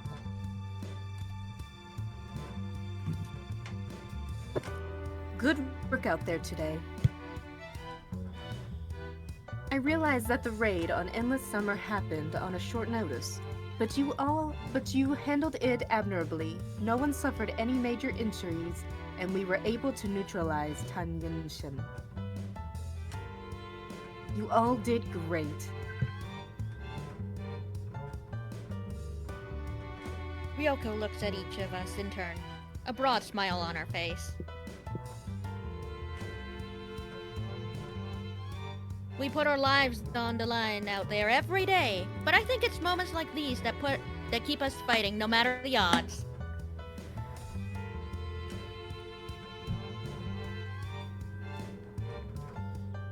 So, the Necro analyst results are in tomorrow, correct?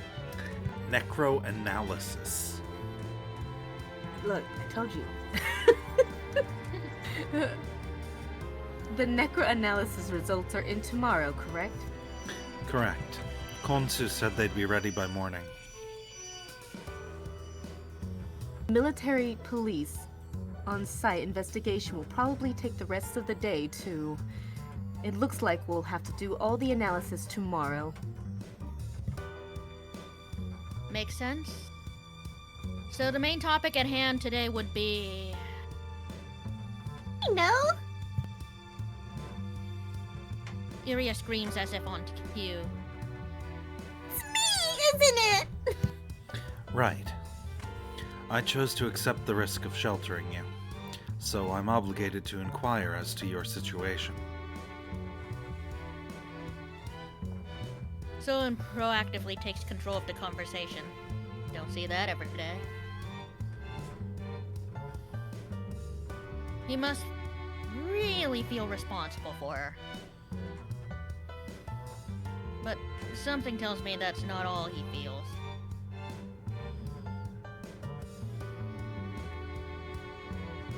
I'd like to ask about my past, too.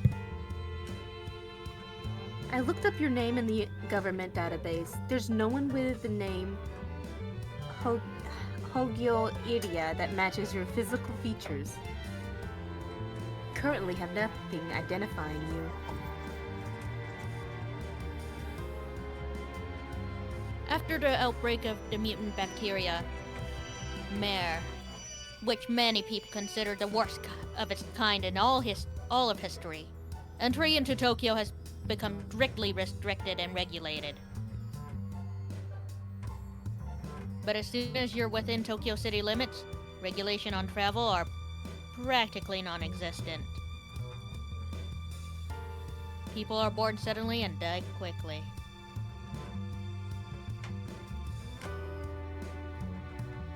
Advanced robots are practically indistinguishable from humans, and we've even got... Bless me. Bless you. And we've even got hi-fi living dead out there roaming the streets, so it's all a big mess. I doubt anyone but God himself would compile a list of everyone living in Tokyo. So it's no surprise to run into a girl or two who's missing from the government database.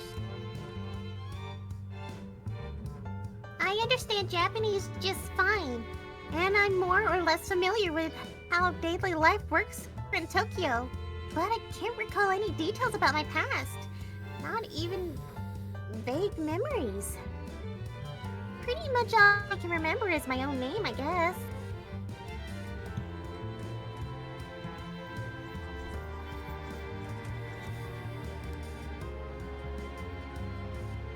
Shit, my bad, I was muted. I trust you're not just lying to us. Wow, of course I'm not.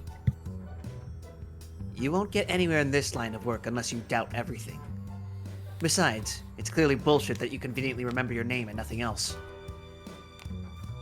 She's not lying. Ryoko cuts in. We went out of our way to have an MRI run on her police hospital.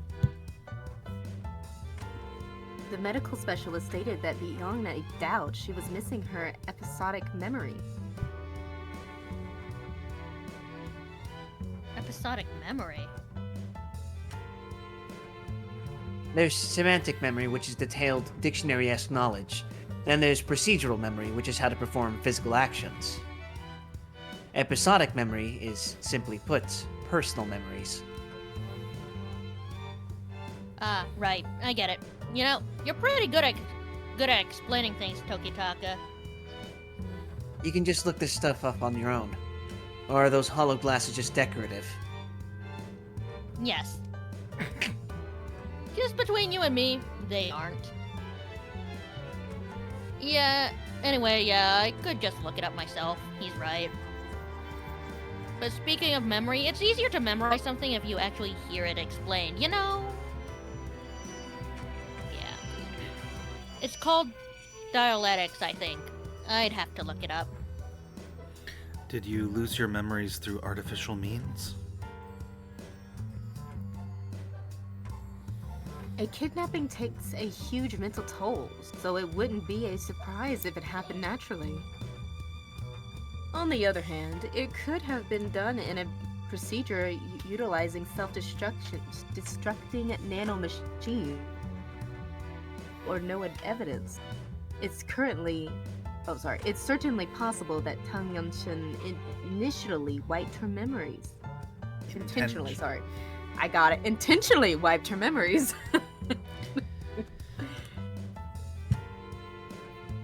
I mean, necromancers are brain specialists, after all. Yeah, necromancy is rocket science, after all. Indeed. Assuming he did, though, what need would there be to wipe her memories?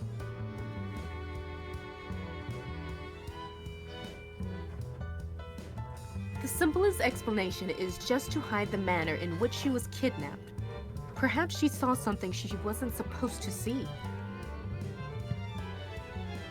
It would be easier to just kill her if that were the case. But Tang Yunshan didn't. Say, Iria, you wouldn't happen to know this man, would you?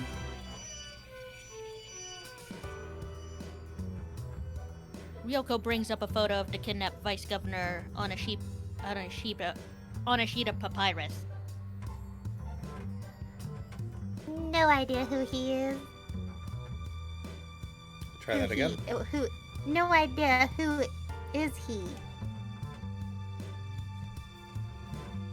Our sexroid addicted pervert of a vice governor. We were chasing after this guy, but ran into a beauty like you instead. Lucky us. So that's what happened. What's the furthest back you can remember? When you opened the trunk? I see. That's what you call imprinting, isn't it? So what does Sleeping Beauty here think of our prince? Well, so, right. Let's say your memories were indeed erased. Why would he not remove the name Hyogo Iria along with everything else? It's pretty damn well known.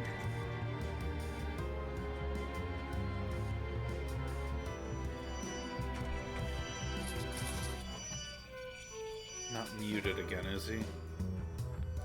I double-clicked it. My bad. It's simple. He just implanted a fake memory in her.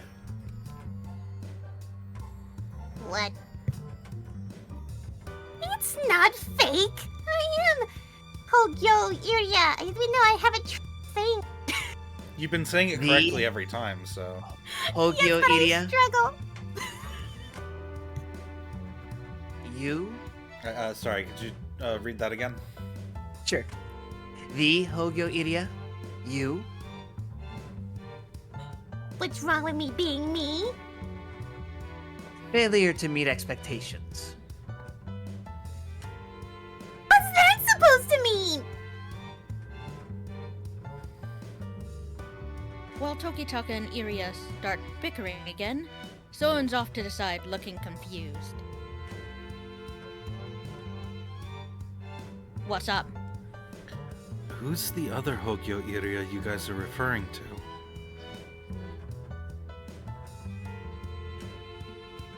You don't know about her? I know he was a little out of the loop, but not that out of the loop. Tokitaka, you tell him. Why do I have to? Tokitaka begrudgingly starts explaining. I'm glad Price is here, knows his place.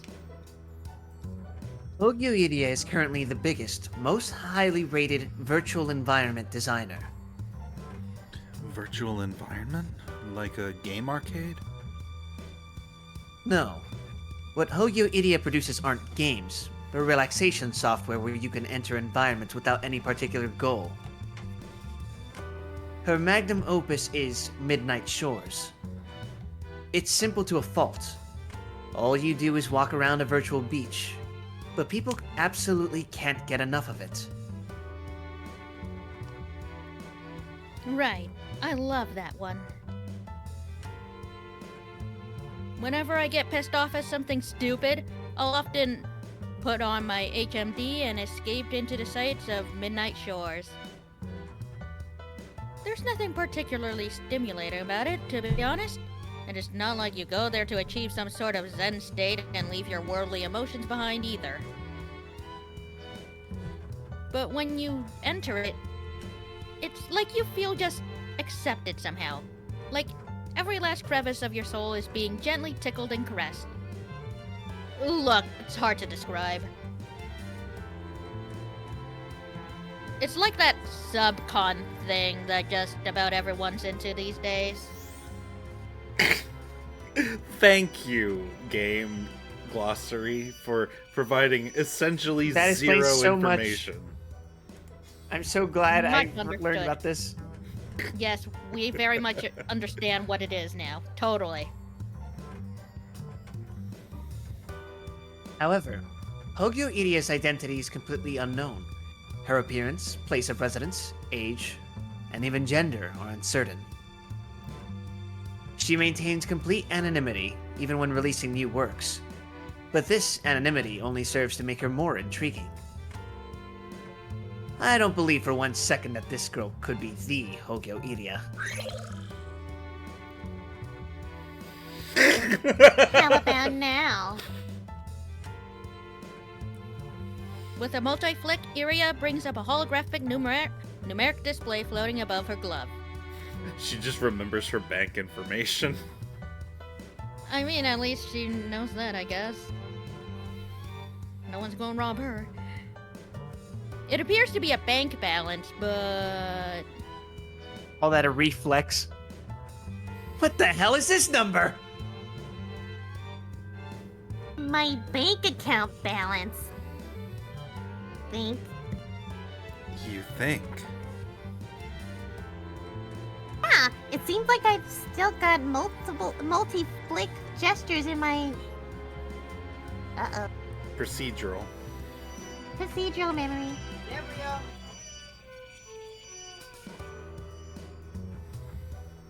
I opened up the Connery and my body automatically connected me here.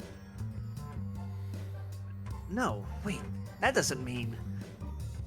That's a whole order of magnitude bigger than my yearly income! It wouldn't be strange for a piece of software as, as famous as Midnight Shores to rack in the ad revenue, would it? Rake. Rick, I'm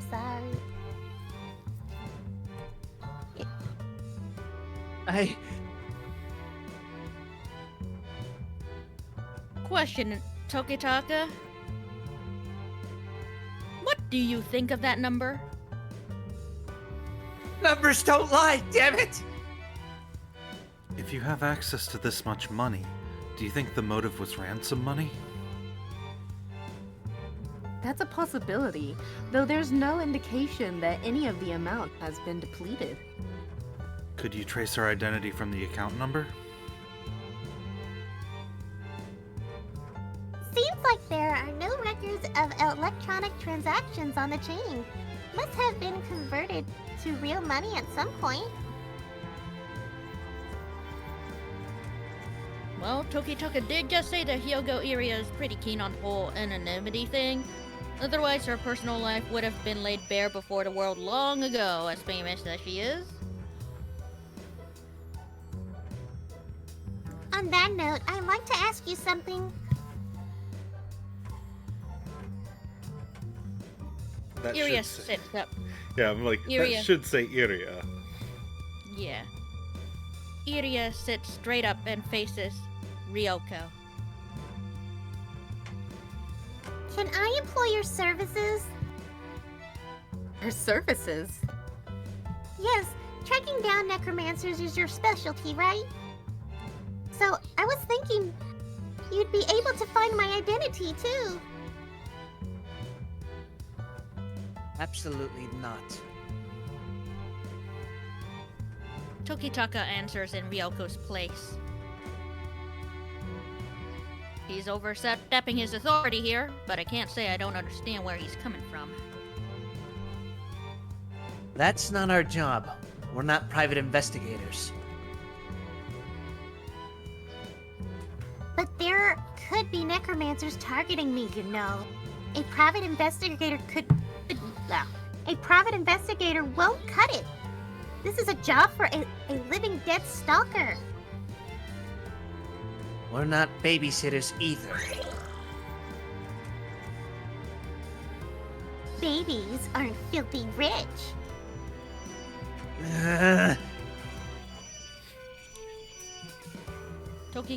Tokitaka gnashes his teeth at the sight of the bank account balance.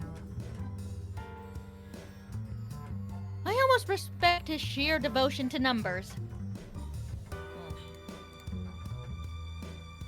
I do intend on compensating you, of course, and handsomely.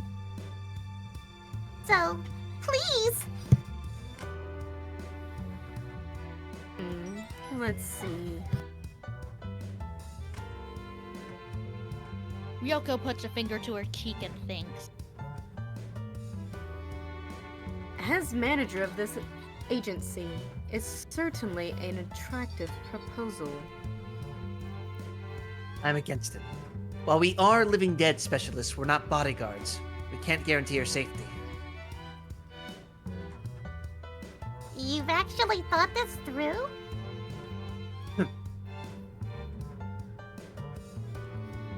What do you think, Ethica? I'm all for it. How can I pass up under the same roof as a mysterious beauty? You know, I think I love you, Ethica. Yay! You may now hug me.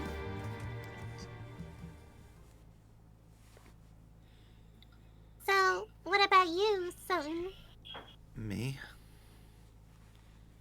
That's right. I'd like to hear your opinion too, Soten. After all, you're the one who found our little princess here.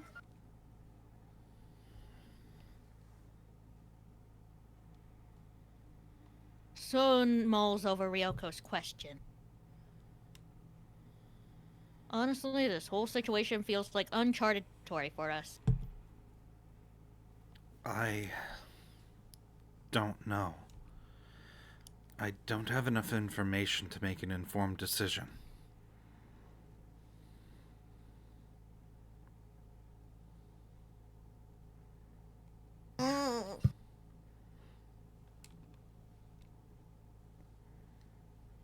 Iria pouts. Son's not bungling boy number one for nothing. He can be real indecisive for someone who makes split-second decisions as long as he's got his X-brain on. A pretty girl's asking you for help, and that's not enough information for you?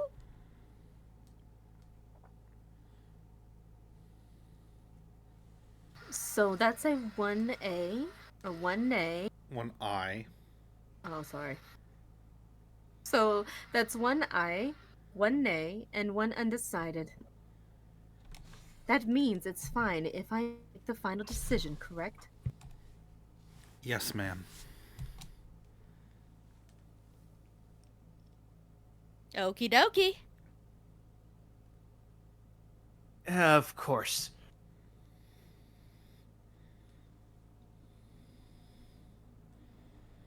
In that case, Iria, Yes?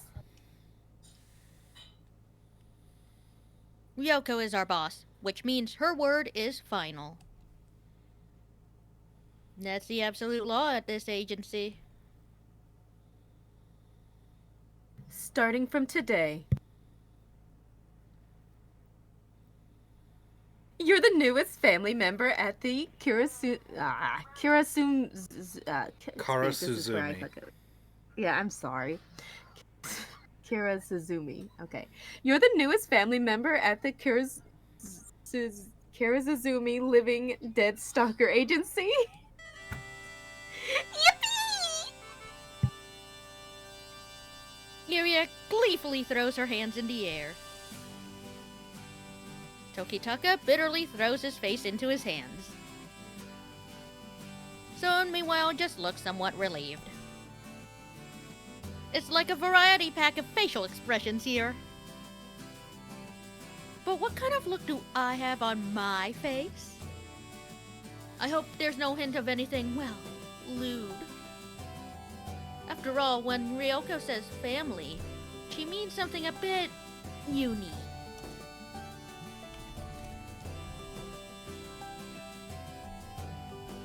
Yep, that right there is the face on Ethica. That's funny. Never have I been happier to have that emote. Long ago, online networks became the primary method of information distribution. In 2199, all TV channels have been abolished. The news is now streamed via the Mesh network. In a dark corner of Shiba Park, Tokyo Tower stands alone and forgotten, not a hot pipe in sight. Created in the Showa era, it was once synonymous with Tokyo itself, the linchpin of mass communication. But now, it is little more than a relic of a bygone era. A man stands at the top of the tower, looking down on the frozen capital. Down at the lights shining through the darkness and the blizzard. When was the last time he saw the stars of the night sky? Not since he left that battlefield so far to the south.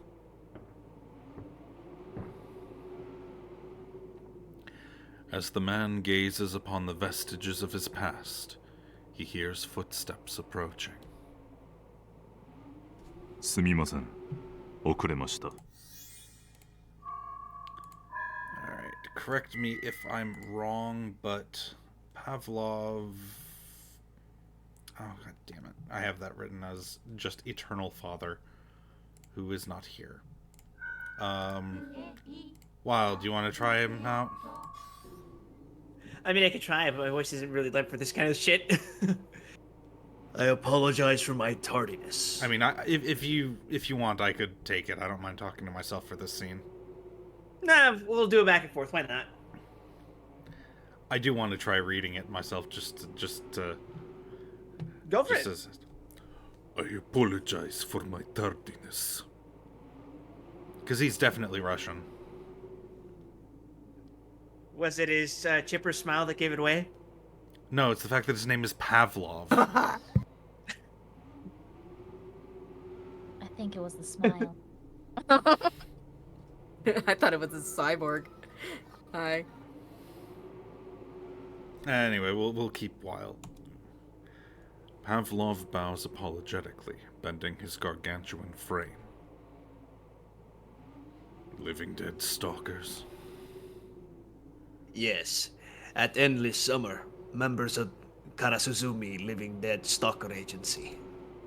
Karasuzumi. Now that's a name that takes you back. Indeed.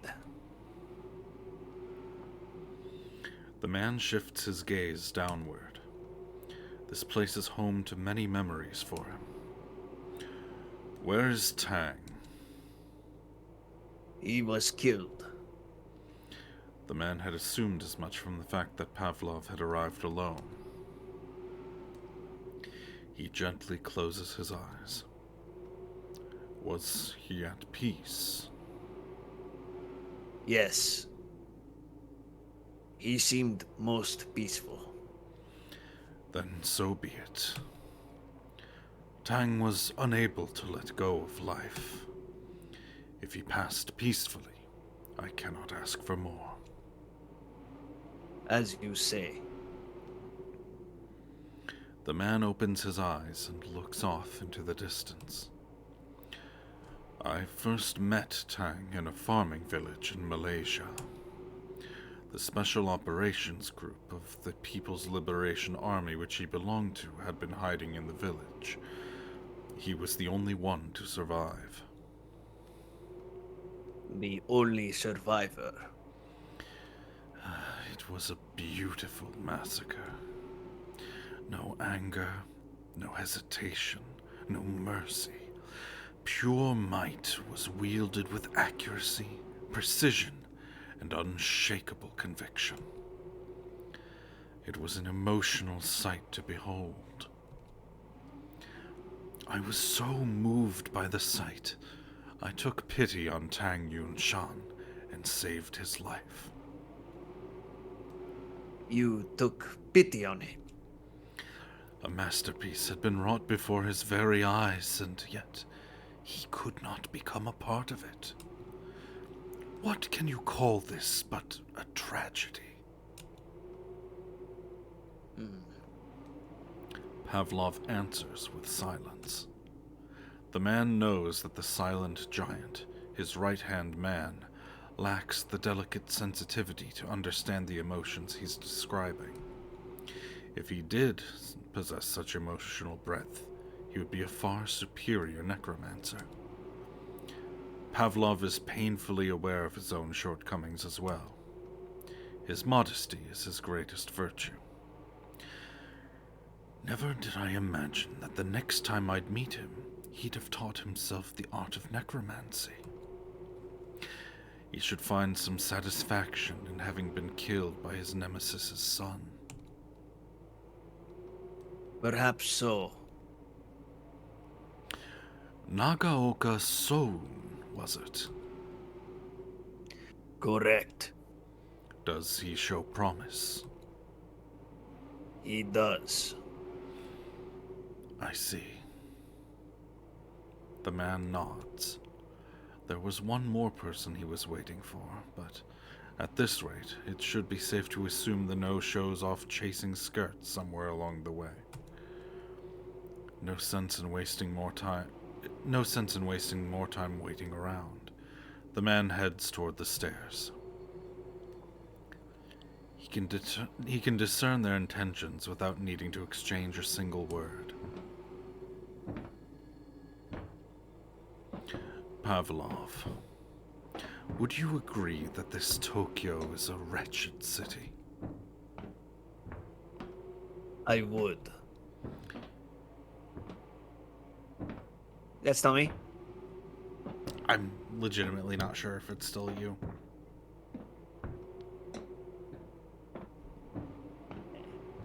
Okay, yeah, no, that's still you. Yeah, it was.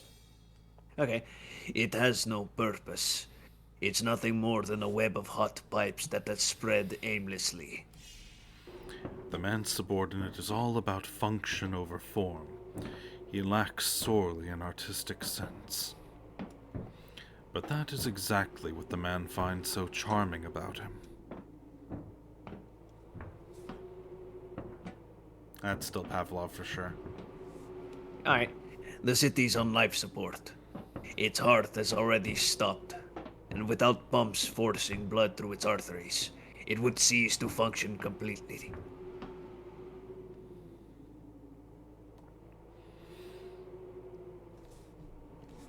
Just like the living Nope, that's dead. me. Oh, that's you. That's you. Fuck. Just like the living dead. Apparently the line before that was also me, but it's neither here nor there. Oh well. I just realized that if I'm not sure, I can just hit the backlog and there'll be a silhouette of the character. Yeah. This is really good to know. The next morning. It's so bitter. Iria keels over after taking a sip of Early Bird, the special blend of coffee we at the Karasuzumi Living Dead Stalker Agency drink in the morning. Sugar! 19 calories, 38 calories, 57 calories. Shut your pie hole! What a good fucking pun.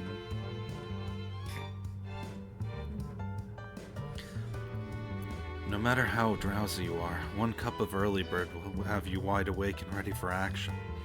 Ryoko picks it up at Amehoko and Ueno. The company brags that unlike most of the competition, they use natural beans, but honestly, with a taste like this, it would have been better to let natural selection run its course on these beans. Now then, only today's agenda. Usually, the dead don't choose when to die, and the living dead don't choose when to undie. An irregular schedule comes with the territory in this line of work. Even so, the Karasuzumi Living Dead Stalker Agency tries to keep things as regular as possible. We make it a rule to hold briefings in the morning, after breakfast like this, while sipping our cups of early bird, of course. Currently, there are no conspicuous. Yeah, conspicuous. Is that right? Conspicuous. Conspicuous. Conspicuous. Okay. Certainly, currently there are no conspicuous necromancer activity. I'm gonna have you try that one last time. Certainly, currently there's no conspicuous necromancer activity. So instead, I think we should start focusing on the job from our new client, Iria. You mean babysitting her? I'll have you know I'm a fully grown adult. Oh, now, no fighting. Ithaca, could you head on over to Snowbound?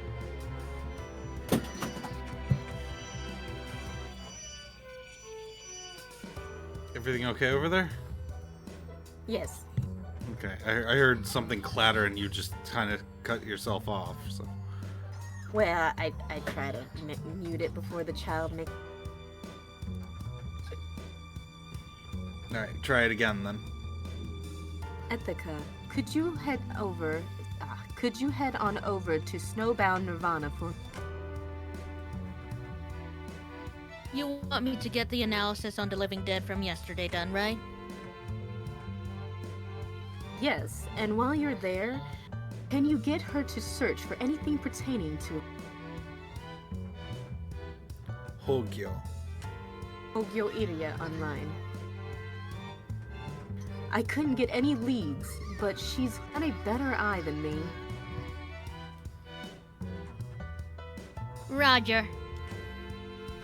I did the necroanalysis already, so it doesn't matter who goes to collect the actual data. I'm sure Ethica's happy to go. She does love Konsu. That's all. Let's have another good day at work. Ryoko, are Tokitaka and I off today? You sure are. You've got injured after all. So it's better. So it's best you get some rest. Suggestion! Iria raises her hand. I'm gonna go have some fun! Don't be stupid. We don't even know your identity yet. Just stay put like a good girl. So that's how you address clients, huh? Oh, not the bank account! Think of me as a walking ransom. Tokitaka always obeys the numbers. You guys are anti-necromancer mercenaries, aren't you? If anyone comes after me, that could actually be our chance to figure out my identity. Your safety is our priority above all else. Whoa, son! I get that you're taking this seriously. But take a chill pill, man. It wouldn't hurt to show her around the city, you know.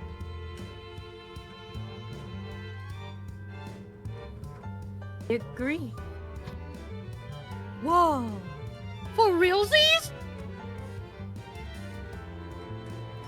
Sensory stimuli may trigger memory recollection and help us find more clues. Your voice is cutting out. I think it's trying to filter out all the background noise.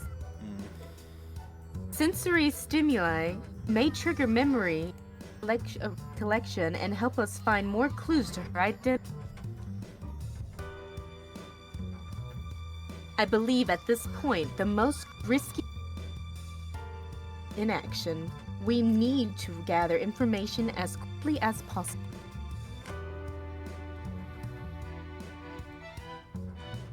Yeah, couldn't agree more. Besides, it would be hard to lay a hand on Erie City. Yeah, your voice cut out through that. Besides, it would be hard to lay a hand on City. Hell yeah, Ryoko! That's exactly what I was thinking! As if you were thinking. She rarely is.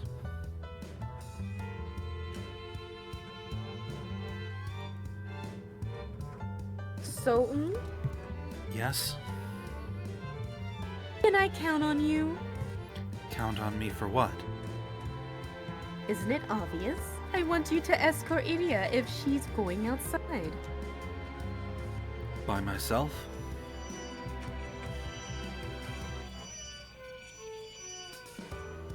There's no way in hell I'm going.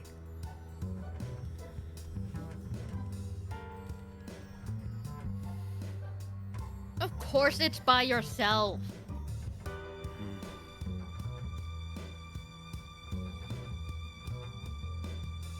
Thanks for volunteering.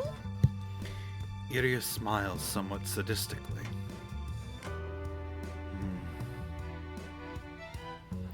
It seems I've been saddled with the most troublesome task of the day.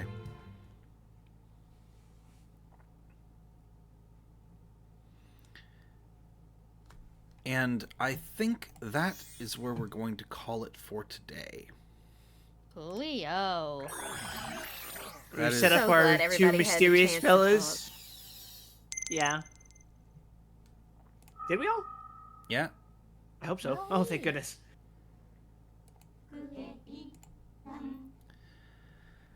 Eva, I'm sorry that you didn't get a whole lot to read today. That's okay. You know, I need to start somewhere, and this is good. Yeah, you know. and what you did do was great. It was good. Thank you. I was so nervous. Oh, never be nervous with us. Yeah, You guys are so great, by the way. we try, and we are very happy to have you joining the crew. And you did a good job as well. Thank you, thank you, thank you. Here's to hoping that by the end of this, we'll have an artwork that includes you. Oh, so sweet. Thank you. Yeah, the of course, the reason that this image here is the only one we have is because I've been short enough on money that I haven't been able to commission Mask of Deception work. That's okay. Take your time. And I refuse to ask the rest of the crew to pitch in for it. Aw. That's awfully considerate of you. Yeah, that is. But whoever wants to volunteer, they should. No, please don't. I'm totally serious. Please don't. Did you hear, chat? Just kidding. Okay. What are you waiting for? Donate, people. No, I'm really not. But I say I'm just kidding, just to make things sound better. I don't know. No, but seriously, I'm Gotta go hide really in the happy corner. to have everyone here. If only I had more days off, I would love to do this more often. Yeah. Yeah, this is really fun. Fair. Mhm. I wish I had Mondays. Damn. Yeah, That's real. Yeah, I used to try to do 2 streams a week, but people's schedules have rearranged so that that's not really feasible. Because believe it or not, I don't do very well streaming on my own.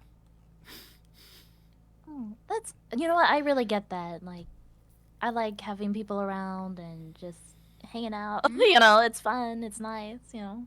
Mm-hmm. Oh, Get it. Momo, Yeah. are you good for Dead Rising tomorrow? Sounds so sleepy. Actually, no. Understandable. Have a great week.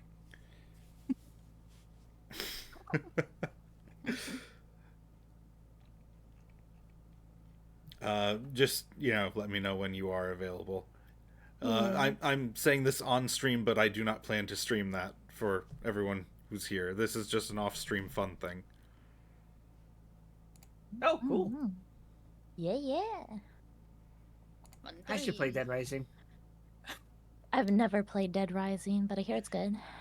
Yeah. Most of the I series, haven't. most of the series was banned in Germany, which is Oh, which is where no! Momo is from.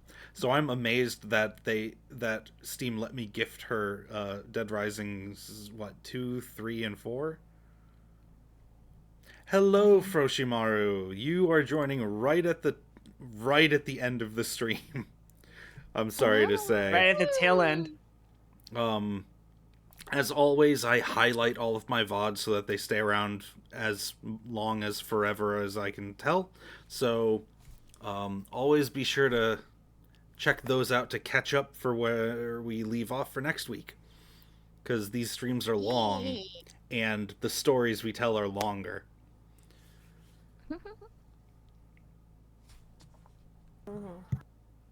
Alright, I'm going to send you guys over to Energinx, friend of the stream. And until next time, may your stories grow ever more interesting. Yeah. Bye-bye. Bye-bye. Bye-bye. Later, folks. Follow everyone who's here. I should grab their, I should grab their... Ats? Yeah, their ats. If you follow me, you will never see me. I never stream anymore. Also, Froshimaru, thank you for the follow. Oh. Yay! Alright, Now give us money. I'm just kidding. Honey, you can't just do that. I'm sorry. This is why I'm not a streamer anymore. Yeah, Well, I need wanna to be, really I don't. make a chat command for everyone in stream, but I just haven't. So It's alright. Crystal, you have a Twitch now, right? I do. I'm using it to chat and do Pokemon stuff. LMAO. Are you going to be streaming to it, or is that still just a YouTube thing? I mean, I have tried to stream onto it. It's just facing difficulties, so I'm figuring it out. Well, all right. I'm following you. Hold on. Here's Crystal's Twitch. Right now. Pew pew pew pew pew. Pew pew pew. There's also shoutouts. You can just Yeah. highlight their name or like do the / shoutout and then that. Yeah, but there's a big cooldown on that. Oh, you're right. You're right. I can probably help you set up something on Mix It Up that it'll operate on timer or a command that'll show everyone that's involved in the stream. I don't You even can know set what up Mix ahead It of Up time. is. But here's Me either. here's It's where a you can third-party find software. I'll let. here's where you can find Speaking Wild. jargon. I'm gonna follow Wild. Wow. There you go. Here's Momo. She streams way more often than I do. Go watch her. Oh, yeah, everybody do Momo. Yeah, give love to Momo. I followed Momo. Momo's great. And Eva, you're new to VTubing, right? Yes. Very green. All right. Go follow her as well. Yeah. Last time I was there, she was streaming Me Side. Last time I was there. That's maybe not the last thing she was streaming, but it's the last thing I was there to see. And it was a lot of fun. The entire everything was a lot of fun. Big fan of the eye patch, by the way. Oh, thank you. Very Drakengard. looking. The rose. The rose. Yeah. Yeah. Yeah, and in case you're wondering why Eva's tiny and on top of Momo's head, that was entirely her own decision. Lore accurate They height. belong up here. All right, now then, sending you all to Energinx.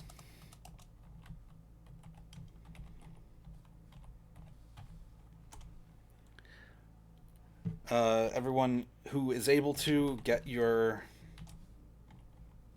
Naho Sa Ayumi library raids ready.